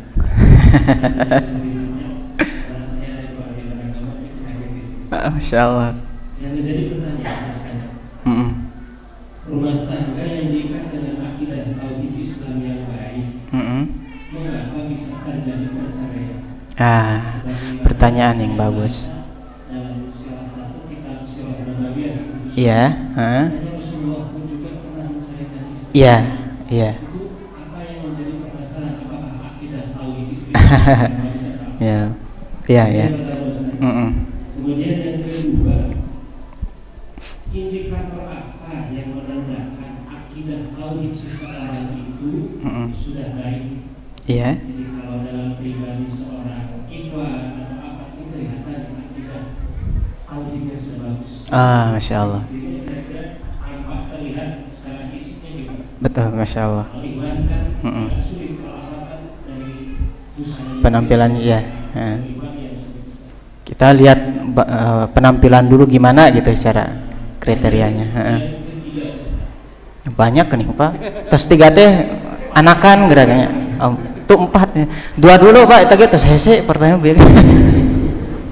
Atas sila itu dulu Pak. Nanti bisa dilanjut tapi nanti ya insyaallah. Iya nanti menyusul 2 lagi. Iya. Yang pertama tadi tentang kan banyak perceraian gitu ya di Sumedang dan pokoknya intinya banyak perceraian. Kemudian Nabi Muhammad diriwayatkan pernah menceraikan. Cerai itu dikatakan cerai secara total itu ketika sudah selesai masa iddah. Jadi ada fase 3 kuru, 3 kali haid ya, terus selama masa iddah ya sekitar 3 bulan kurang lebih, tergantung haidnya si perempuan tersebut gimana gitu ya hitungannya. Selama rentan sekitar 3 bulan kurang lebih kan itu udah ada tuh jatuh kata talak gitu ya. Selama 3 bulan itu si istri sebenarnya harus masih tinggal dengan suami. Jadi kan kebiasaan di kita kalau cerai langsung saja masa iddahnya itu masing-masing, padahal itu masih istrinya, masih di rumah. Makanya nggak boleh dipinang oleh laki-laki lain ketika masa iddah, itu nggak boleh. Kalau isyarat masih mending, isyarat bahwa kalau kamu pisah gitu ya, nanti saya siap gitu. Dengan isyarat. Tapi kalau mau nikah saya akan mengawini kamu gitu ya. Karena ini masih ada perempuan nih, masa iddah, sedang nunggu masa selesai iddah, ada datang laki-laki, saya nikah kamu nanti setelah masa iddah, ini nggak boleh. Kenapa? Karena dia masih istri dari suami yang menceraikan namun belum selesai masa iddah dan masih tanggung jawab suami. Gitu. Masih tanggung jawab, makanya rumahnya masih di rumah suaminya. Hikmahnya kata para ulama, diharapkan kalau masih serumah itu bisa rujuk lagi, karena saha anu tahan katanya laki-laki misalkan istri nangan eta hungkul udah dicerai tiap hari masih ketemu gitu ya. Nah, yang namanya laki-laki, kita laki-laki yang sudah menikah tahu gimana keadaan kita. Lama misalkan nggak ketemu perempuan, di rumah ada perempuan tapi udah dicerai, tapi masa iddah. Akhirnya apa yang terjadi? Bisa terjadi melakukan hubungan suami istri dan itu secara otomatis rujuk. Karena rujuk itu enggak nikah lagi. Rujuk itu cukup kita udah balikan dewe yuk ayeuna mah langsung we misalkan punten bahkan cukup ciciuman gitu ya. Udah rujuk. Jadi kalau mau cerai ucapkan talak perceraian selanjutnya yang nanti jadi cerai kedua. Itu. Jadi rujuk mah gampang, mempermudah demi memotivasi agar rumah tangga jangan dulu pisah nih, begitu. Nah, kita kembali ke pertanyaan tadi terkait dengan Rasulullah menceraikan istri-istrinya. Betul, itu ada riwayatnya, tapi masih masa iddah dan kembali lagi, tidak sampai udah cerai total. Nah, jadi nggak ada istri Rasulullah yang dicerai secara dalam artian cerai menurut pemahaman kita udah pisah wanya. Enggak, mereka masih di rumah-rumah Nabi, masih di rumah-rumah Rasulullah masih itu. Nah, maka dari itu kaitannya dengan bagaimana kok Rasulullah menceraikan istrinya, maka kita jawab beliau tidak menceraikan dengan perceraian menurut apa yang kita pahami. Jadi itu sebagai pendidikan. Apa di antara sebabnya? Minta jatah tambah perempuannya. Loh, emang nggak boleh? Boleh. Tapi untuk bagi kehidupan Rasulullah, seorang istri yang ini istri yang dididik oleh Rasulullah, dan Rasulullah telah memberitahukan komitmen hidupnya perjuangan di jalan Allah seperti ini dari awal. Semua tahu Rasulullah itu pejuang di jalan Allah, kok masih minta duniawi gitu ya. Akhirnya ditegur dengan kata talak itu, dan tegurannya itu berefek sesuai tujuan. Tegur, jadi nanti dipilih, disuruh milih, silahkan. Setelah itu kan mereka disuruh milih mau lanjut rumah tangga atau mau firak selamanya. Semuanya sepakat. Bahkan ketika ditanya kepada Aisyah, Rasul pernah kepada Aisyah, silahkan musyawarahkan dengan orang tua engkau, apakah mau emang terus berpisah atau bagaimana. Maka kata Aisyah, untuk apa saya berbicara dengan orang tua, jelas jawaban saya mau lanjut gitu ya. Jadi tidak jadi cerainya gitu ya. Nah, seperti itu. Maka orang-orang yang akidah tauhidnya benar, kalaulah terjadi seperti itu tidak akan sampai menuju pada perceraian yang lepas seluruhnya, kalau tidak ada alasan yang tepat, yang contohnya sempat tadi saya katakan.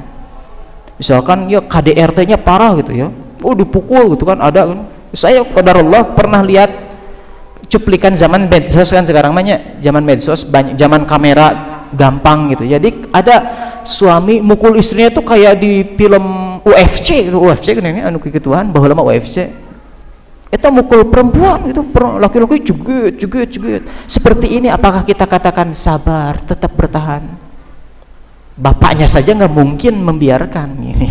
Seharusnya kita bijak dong. Perasaan keluarga orang tua perempuan ini gimana gitu ya.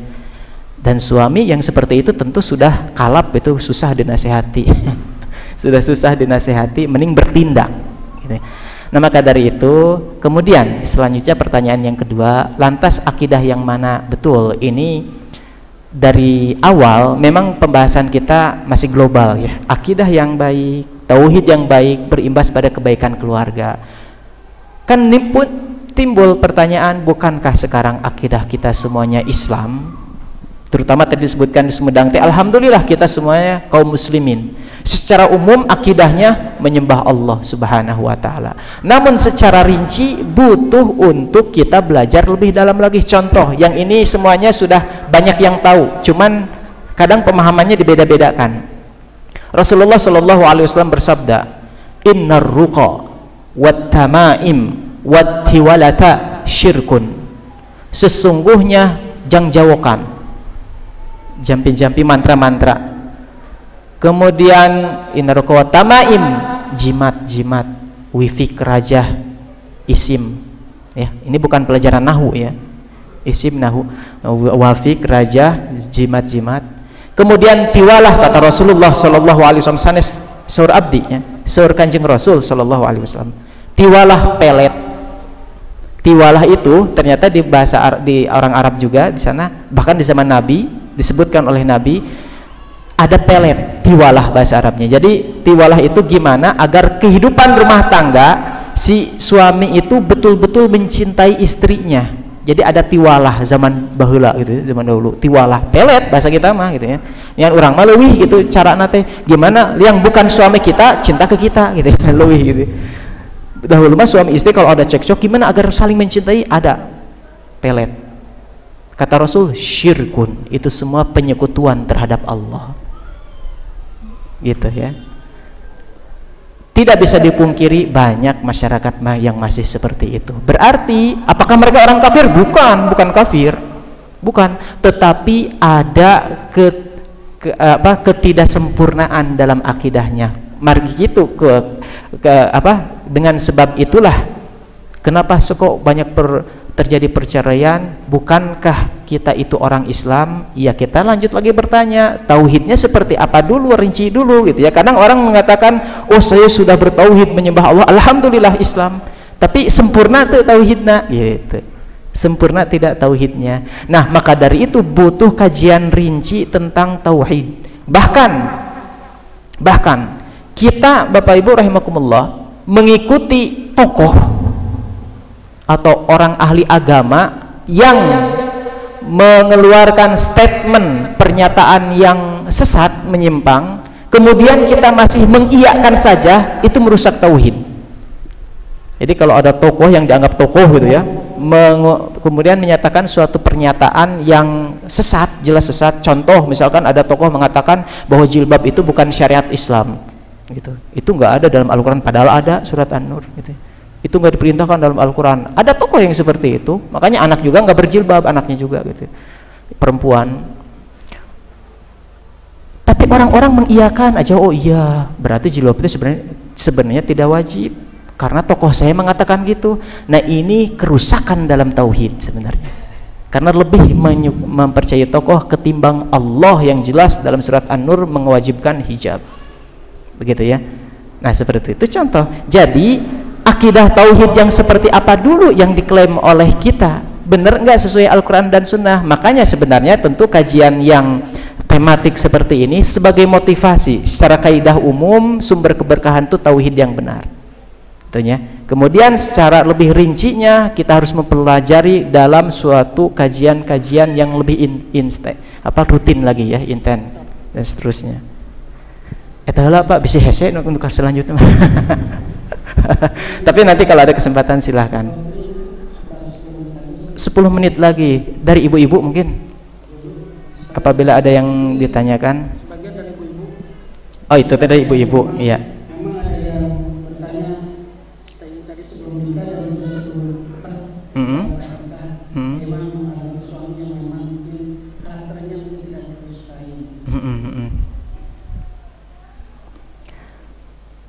Ya, berarti penanya atau si ibu tersebut itu adalah orang yang sudah mulai hijrah gitu ya, sudah mulai rujuk kepada sunnah, namun suaminya barangkali belum sempurna.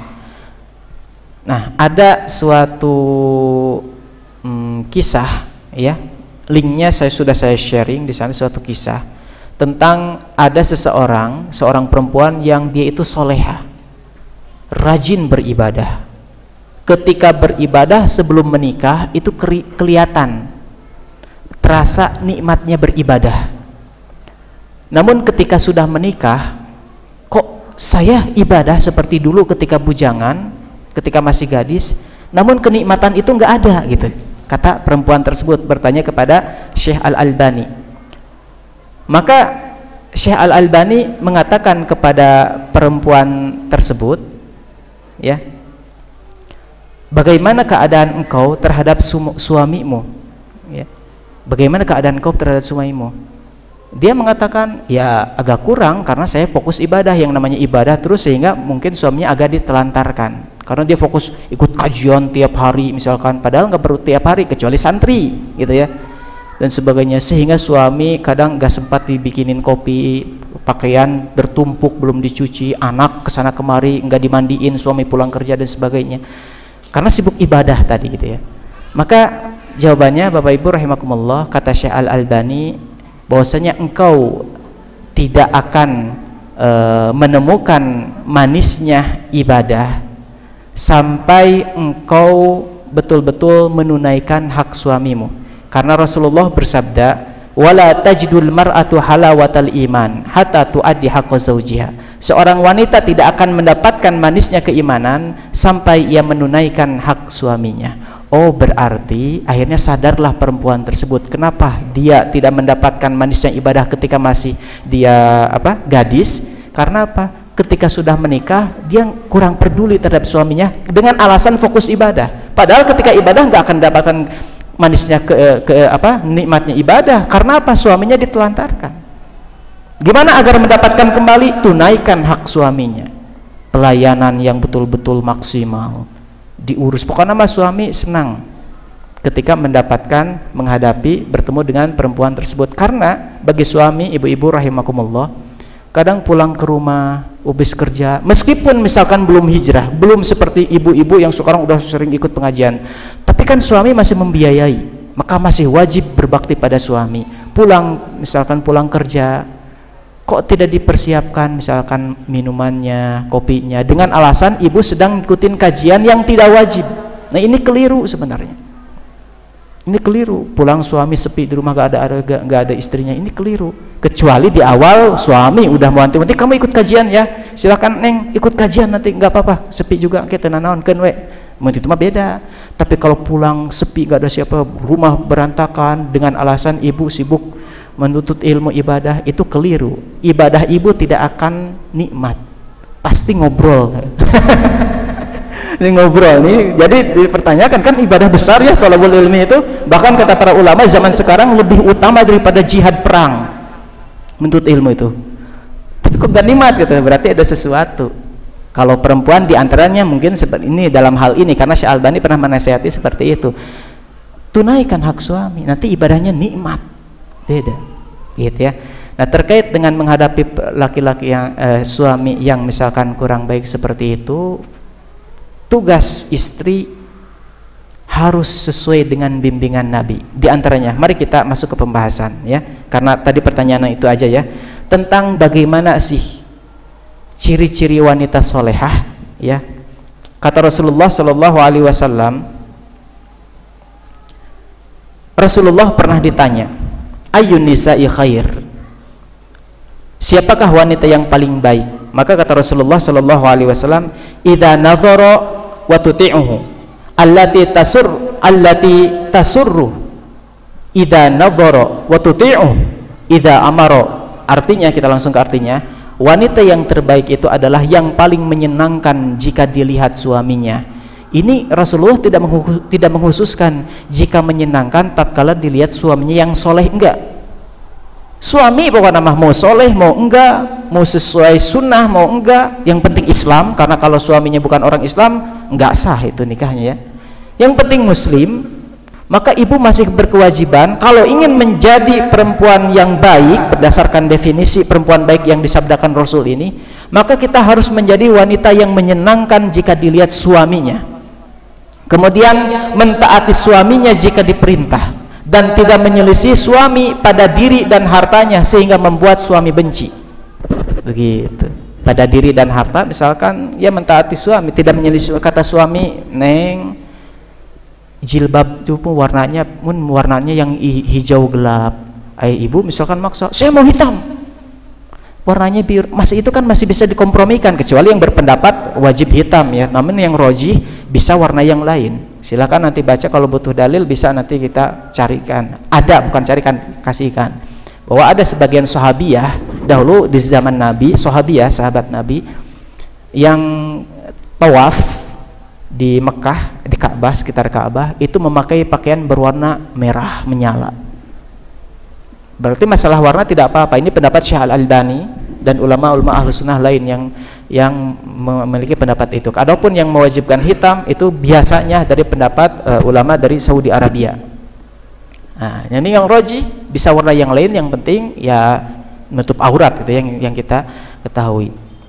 Nah, seperti itu. Misalkan saya contohkan, kembali ke contoh yang tadi, kata suaminya belum hijrah, misalkan belum ngerti sunnah, tapi tahu misalkan bahwa istrinya berpendapat wajib jilbab syar'i yang lebar, tapi suaminya pingin warna biru saja, biru yang gelap misalkan, kan ini boleh. Maka kalau menyelisihi, meskipun penampilan ibu berjubah hitam, bercadar, tutup matanya sampai nggak kelihatan, itu ibu bukan perempuan yang baik. Ibadah ibu tidak akan nikmat. Karena ini adalah sesuatu yang memang boleh ditaati suaminya. Beda kalau suami merintahkan, oh kamu mau jilbab ini lebar-lebar ting, dicekek atau jilbab ini dicekek ini banyak, dibelit-belit, cing modis atau jilbab ini belit-belit kio siga pocong.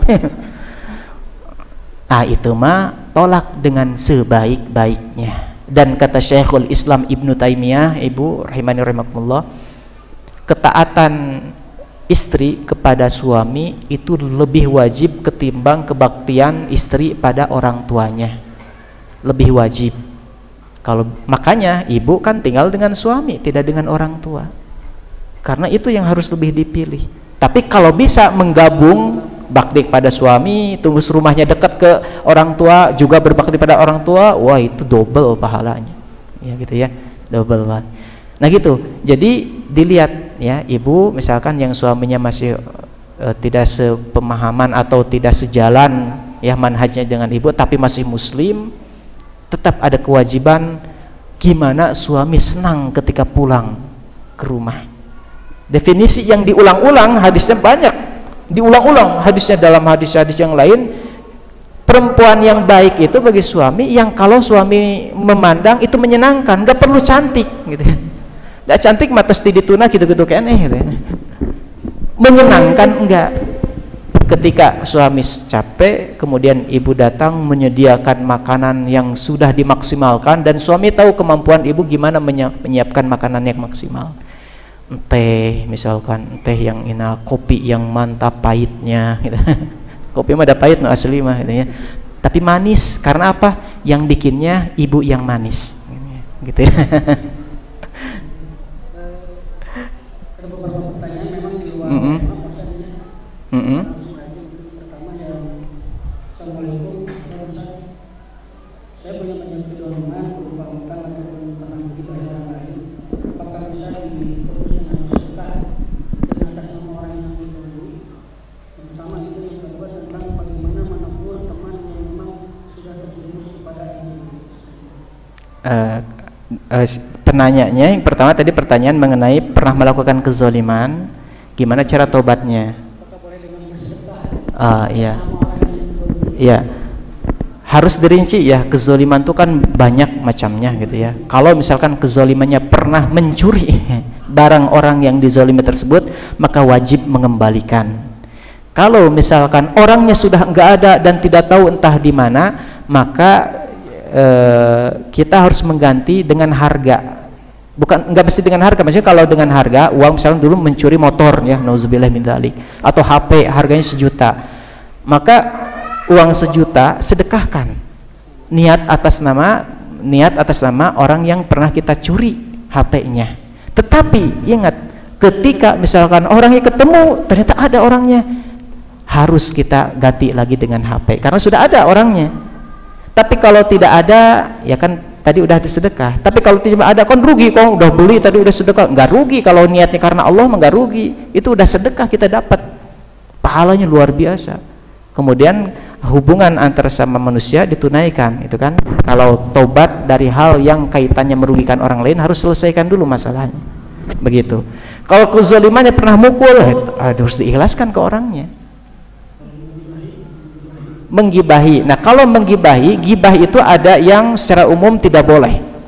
Tapi kalau misalkan gibah tersebut dalam rangka mencari jawaban, mencari solusi, dan mencari solusinya kepada orang yang tepat, maka itu bukan gibah. Contoh misalkan seorang ibu Dan sering misalkan ada suami istri atau suami atau istrinya konsultasi misalkan ke saya pribadi, jadi menyebutkan kejelekan suaminya. Apakah itu ghibah? Jawabannya tidak, karena dia sedang bertanya kepada, atau bukan ke saya ya, ke orang lain, misalkan ke yang tokoh yang mana di sana dia itu pemberi nasihat dan sebagainya, menceritakan keadaan suaminya yang pernah mukul dia. Itu boleh, bukan ghibah, bahkan harus, agar diberi solusi. Yang ghibah itu kalau kita ngobrol ke orang yang tidak ngasih solusi, cuma nikmat-nikmatan aja, itu melampiaskan nafsu, itu dighibah. Ke teman, ke apa, ngomongin ininya dan sebagainya, itu tidak boleh. Tapi kalau mencari solusi, justru itu sebagai bagian dari solusi. Kita ke pengadilan, misalkan ke pihak berwenang, itu tetangga saya selalu bikin musik keras-keras sampai ini, kan itu bukan ngomongin orang dalam artian terlarang, tapi sedang mencari solusi, tanganin wahai pihak berwenang, begitu ya. Jadi kezalimannya harus jelas dulu seperti apa, dan tadi udah dicontohkan ya. Baik, seperti itu. Kemudian yang kedua tadi apa? Terjumus pada LGBT, kita kembali ke bahasan awal, kita terus ajak tentang kajian tauhid. Memang itu LGBT itu penyakit ya, kata ahli psikologi dulu, itu tertulis dalam buku-buku psikologi, itu penyakit, udah final tuh mah udah penyakit udah. Tapi yang namanya ilmu manusia bisa diutak-atik. LGBT itu kan gerakan yang dananya itu luar biasa besar, itu besar sekali, internasional tuh. Sampai ada buku rujukan psikologi lagi yang menyatakan LGBT itu manusiawi. Selain hukum Allah bisa diubah-ubah gitu ya. Kalau dulu mah mesti ada mungkin videonya ya, di YouTube bisa cari kata ahli psikologi itu. Sekarang yang terbaru ada buku rujukan mereka yang menyatakan LGBT dianggap wajar. Kalau berbicara tentang dalil Al-Quran, jelas itu penyimpangan yang sangat fatal ya, menjauh. Caranya kita bawa ke kajian-kajian tentang akidah dulu. Jangan misalkan orang tersebut kita bawa kajian sunnah tapi masalah perekonomian dunia gitu ya, gak nyambung gitu ya. Meskipun itu kajian yang bagus, tapi untuk sebagai treatment mengobati penyimpangannya itu tidak tepat. Dikhawatirkan dia keburu nggak mau ngaji, keburu capek, padahal inti dari treatmentnya nggak sampai, yakni bahasan tauhid, dia udah keburu nggak mau ngaji gitu. Nah kemudian selanjutnya bawa ke psikiater. Tapi biasanya tersinggung orang seperti itu ya, tersinggung orang seperti itu. Jadi nasihati bawa ke psikiater, atau kalau tidak bisa dibawa, kalau antum yang mau menasihatinya, berarti antum harus mempersiapkan diri dong. Kita mau membicarakan masalah penyimpangan kepada orang lain, maka kita persiapkan diri, hujahnya apa, argumennya apa, penelitian ilmiahnya gimana, nanti efeknya akan gimana gitu ya. Karena orang itu biasanya ingin pada sesuatu yang jelas, apa yang terjadi kalau saya melakukan ini, nanti memang apa akan gimana. Nah kenapa LGBT semakin menyimpang, dan bahkan penyimpangan lain dianggap semakin menyimpang, karena mereka mengira bahwa itulah kebahagiaan, bahwa dengan sebab itulah mereka dianggap normal. Makanya ada isu yang digaungkan bahwa LGBT itu adalah perilaku yang harus dianggap wajar gitu kan. Agar apa? Agar mereka merasa biasa saja. Nah, maka dari itu bagi antum yang hendak menasihati harus siapkan ilmunya.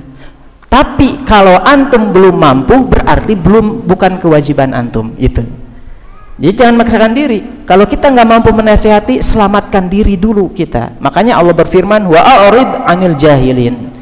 Berpalinglah dari orang-orang yang jahilin itu ya, yang bodoh karena penyimpangan. Menghindar. Itu kapan dilakukan? Ketika kita nggak mampu. Jadi yang biasa kita dengar kan kita harus menasihati, kita harus dakwah, kita kalau nggak bisa maka dengan tangan, kalau bisa dengan tangan, dengan lisan. Itu kan yang kita dengar. Padahal ada syariat yang juga harus kita amalkan. Kalau kita nggak mampu, kitanya berpaling, selamatkan diri. Biarkanlah dia, mungkin ada orang lain yang lebih kuat, lebih berilmu, bisa menasihati dia.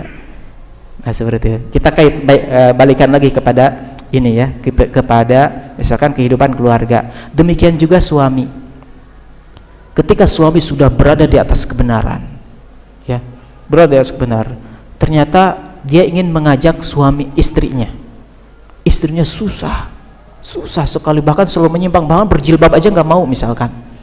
bahkan sering melakukan kesyirikan meskipun dia muslimah ya, karena ketidaktahuannya dia masih muslimah, maka berarti kita nggak mampu. Mungkin nanti ada laki-laki lain yang lebih kuat imannya, lebih mampu untuk memberikan dia hidayah gitu. Kita udah menyerah karena kita masih karena perjalanan kita masih panjang. Kita butuh mendidik anak kita butuh memperbaiki diri dan seterusnya, berbakti pada orang tua, begitu, sampai ada pada keadaan seperti itu.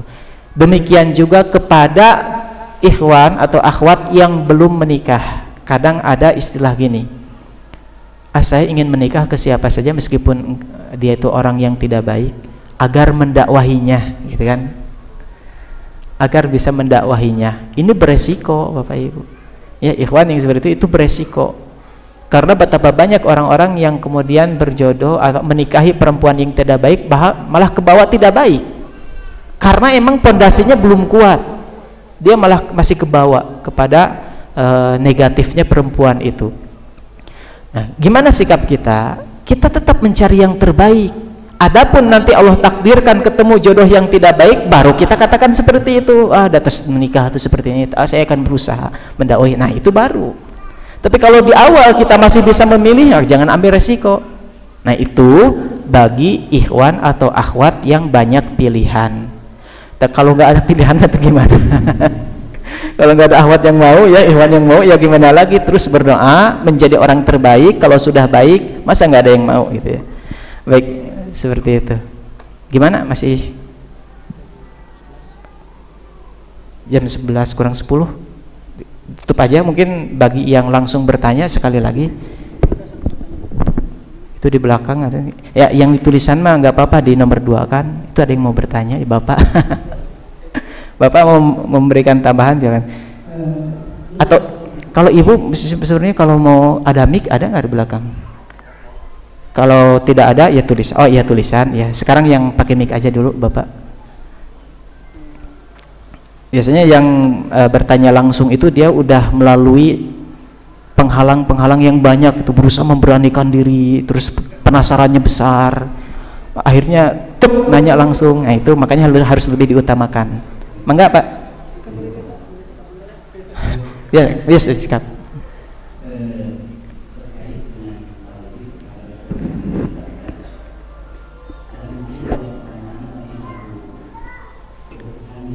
Ya,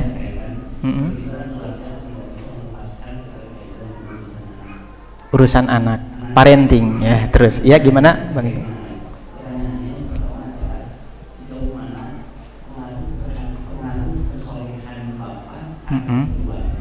Iya, iya.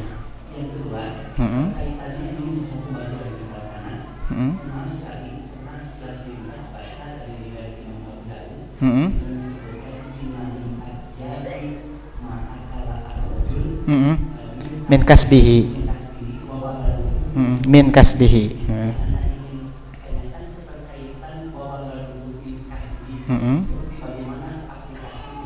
Iya, iya wa iya. Masya Allah, pertanyaan yang luar biasa ya dari Bapak tentang kaitannya tauhid dengan kebaikannya tauhid orang tua kepada anaknya. Ya, kesolehan orang tua terhadap kesolehan anaknya sangat berkaitan. Sebagaimana Rasulullah Shallallahu Alaihi Wasallam bersabda, kullu mauludin yuladu alal fitrah. Setiap yang dilahirkan dalam keadaan fitrah Islam. Fa'abawahu yuhawwidanihi au yunassiranihi au yumajjisanihi. Maka kedua orang tuanya lah, kata Rasul, yang menyebabkan anak yang tadinya di atas fitrah Islam kemudian berubah menjadi beragama Yahudi atau beragama Kristen atau beragama Majusi, ya tadi di awal Majusi, pokoknya beda agama gitu ya. Yang tadinya di atas fitrah Islam, seluruh yang dilahirkan itu kemudian bisa berubah menjadi beda akidah, bahkan beda agama. Itu kedua orang tuanya lah, gara-gara kedua orang tuanya. Karena apa yang disaksikan pertama kali oleh anak secara umum adalah orang tua, kan. Belum punya guru anak ketika lahir umur 5 tahun, 4 tahun gitu ya, baru lahir masih bayi, itu kan orang tua dulu secara global gitu. Makanya sangat berpengaruh sekali pada keadaan anak orang tua itu. Orang tua itu sangat berpengaruh sekali pada keadaan anak. Bahkan Imam Ibnu Qayyim rahimahullah ketika menjelaskan tentang penyebab kenapa sih banyak anak-anak bandel, beliau menyalahkan orang tua, terutama bapak. Barang siapa yang menyepelekan, kata Imam Ibnu Qayyim, dalam mendidik anaknya terhadap apa yang bermanfaat bagi anaknya sehingga menyia-nyiakannya begitu saja, maka sungguh orang seperti itu telah bersikap sangat buruk. Dan kebanyakan kerusakan yang terjadi pada anak-anak penyebabnya adalah berasal dari bapak-bapak mereka itu sendiri yang telah menelantarkan mereka, kata Imam Ibnu Qayyim dalam kitabnya Tuhfatul Maulud. Beliau punya kitab khusus tentang parenting gitu ya, istilah kita parenting Islami, Tuhfatul Maulud. Nah, intinya betul sangat berpengaruh. Makanya tadi imbasnya kan sudah kita sebutkan, ketika keluarga baik itu akan berimbas pada anak. Bahkan kalau tadi sering kita ulang-ulang adalah ketika misalkan orang tua jelek, kehidupannya broken home, maka anaknya pun jelek gitu ya, berimbas pada kebaikan anak. Kecuali ketika orang tua jelek, anak diurus sama pamannya yang soleh. Nah beda. Jadi kadang-kadangnya anak nanti soleh gitu, pada orang tuanya jauh. Oh berarti bukan diurus orang tuanya. Alhamdulillah Allah arahkan anaknya selamat, diurus oleh neneknya yang baik atau pamannya. Nah, makanya ini juga tips. Siapa di antara kita yang merasa masih jauh dari agama, bukan orang baik, tapi ingin anak kita baik, dan kita masih dalam rangka OTW, proses menjadi baik, tapi anak kita pengen jadi baik, caranya kirimkan ke tempat baik, didik anak kita ke orang-orang baik. Adapun hadis yang tadi disebutkan, hadis riwayat Bukhari Muslim terkait dengan kebanyakan orang seperti itu. Jadi anak itu lahir dalam keadaan fitrah yang baik, Islam, kemudian berubah menjadi agama Yahudi, Nasrani, Majusi, itu gara-gara fa'abawahu, kedua orang tuanya gitu ya. Itu kaitannya Bapak nama tentang wa inna waladakum min kasbihi, sesungguhnya anak itu termasuk dari kasab ya, udah jadi bahasa Sundanya kasab teh, usaha itu, kasabnya orang tua. Kaitannya apa? Kaitannya diantaranya terkait dengan bahwa segala amal ibadah yang dilakukan anak itu ngalir pahalanya kepada orang tua. Kenapa? Karena anak itu hasil pengorbanan orang tua. Meskipun bapaknya tidak mendidik anaknya A, B, C, alif, bata, baca Quran, tapi tetap kan yang membiayai itu bapaknya. Kemudian yang dari ketika bayi memperjuangkan, melindungi, membiayai anak dan seterusnya, istrinya sehingga bisa menyusui gitu, itu kan bapaknya. Nah, bapaknya, berarti itu teh anak itu merupakan bagian dari usaha ayah, sehingga nanti pahala yang dilakukan anak ngalir ke orang tua, begitu ya. Nah seperti itu. Makanya orang anak itu merupakan salah satu amal yang tidak terputus. Bahwasanya Rasulullah Shallallahu Alaihi Wasallam menyebutkan ketika bersabda mengabarkan tentang seluruh anak Adam, umat manusia, amalnya terputus kecuali 3. Di antara yang 3 itu adalah waladun soleh, anak soleh yang mendoakan orang tuanya, gitu ya. Namun secara umum kata para ulama, sebenarnya pokoknya anak soleh itu setiap kali beramal pasti ngalir pada orang tua. Nggak perlu diniatkan, Pak. Nggak perlu diniatkan. Si anak itu nggak perlu meniatkan, aduh ini saya beramal baca Quran diniatkan buat orang. Nggak perlu, langsung ngalir karena dia tidak tidak semata-mata dia bisa baca Quran kecuali karena orang tuanya. Oh Ustadz itu mah kan nggak ngajarin saya, bapak saya mah nggak ngajarin saya mah diajarin sama ustadzah misalkan. Kan kamu bisa belajar di ustadzah tersebut, siapa yang mendaftarkan? Orang tua. Kemudian siapa yang bayar SPP? Bapaknya yang bekerja. Nah jadi itu semuanya dipertimbangkan oleh Allah. Tentu ustadzahnya, guru-gurunya juga dapat pahala jahiriyah, dan Allah maha tahu hitung-hitungannya gitu ya. Allah maha tahu. Itu manawi nama tiasa diwalar.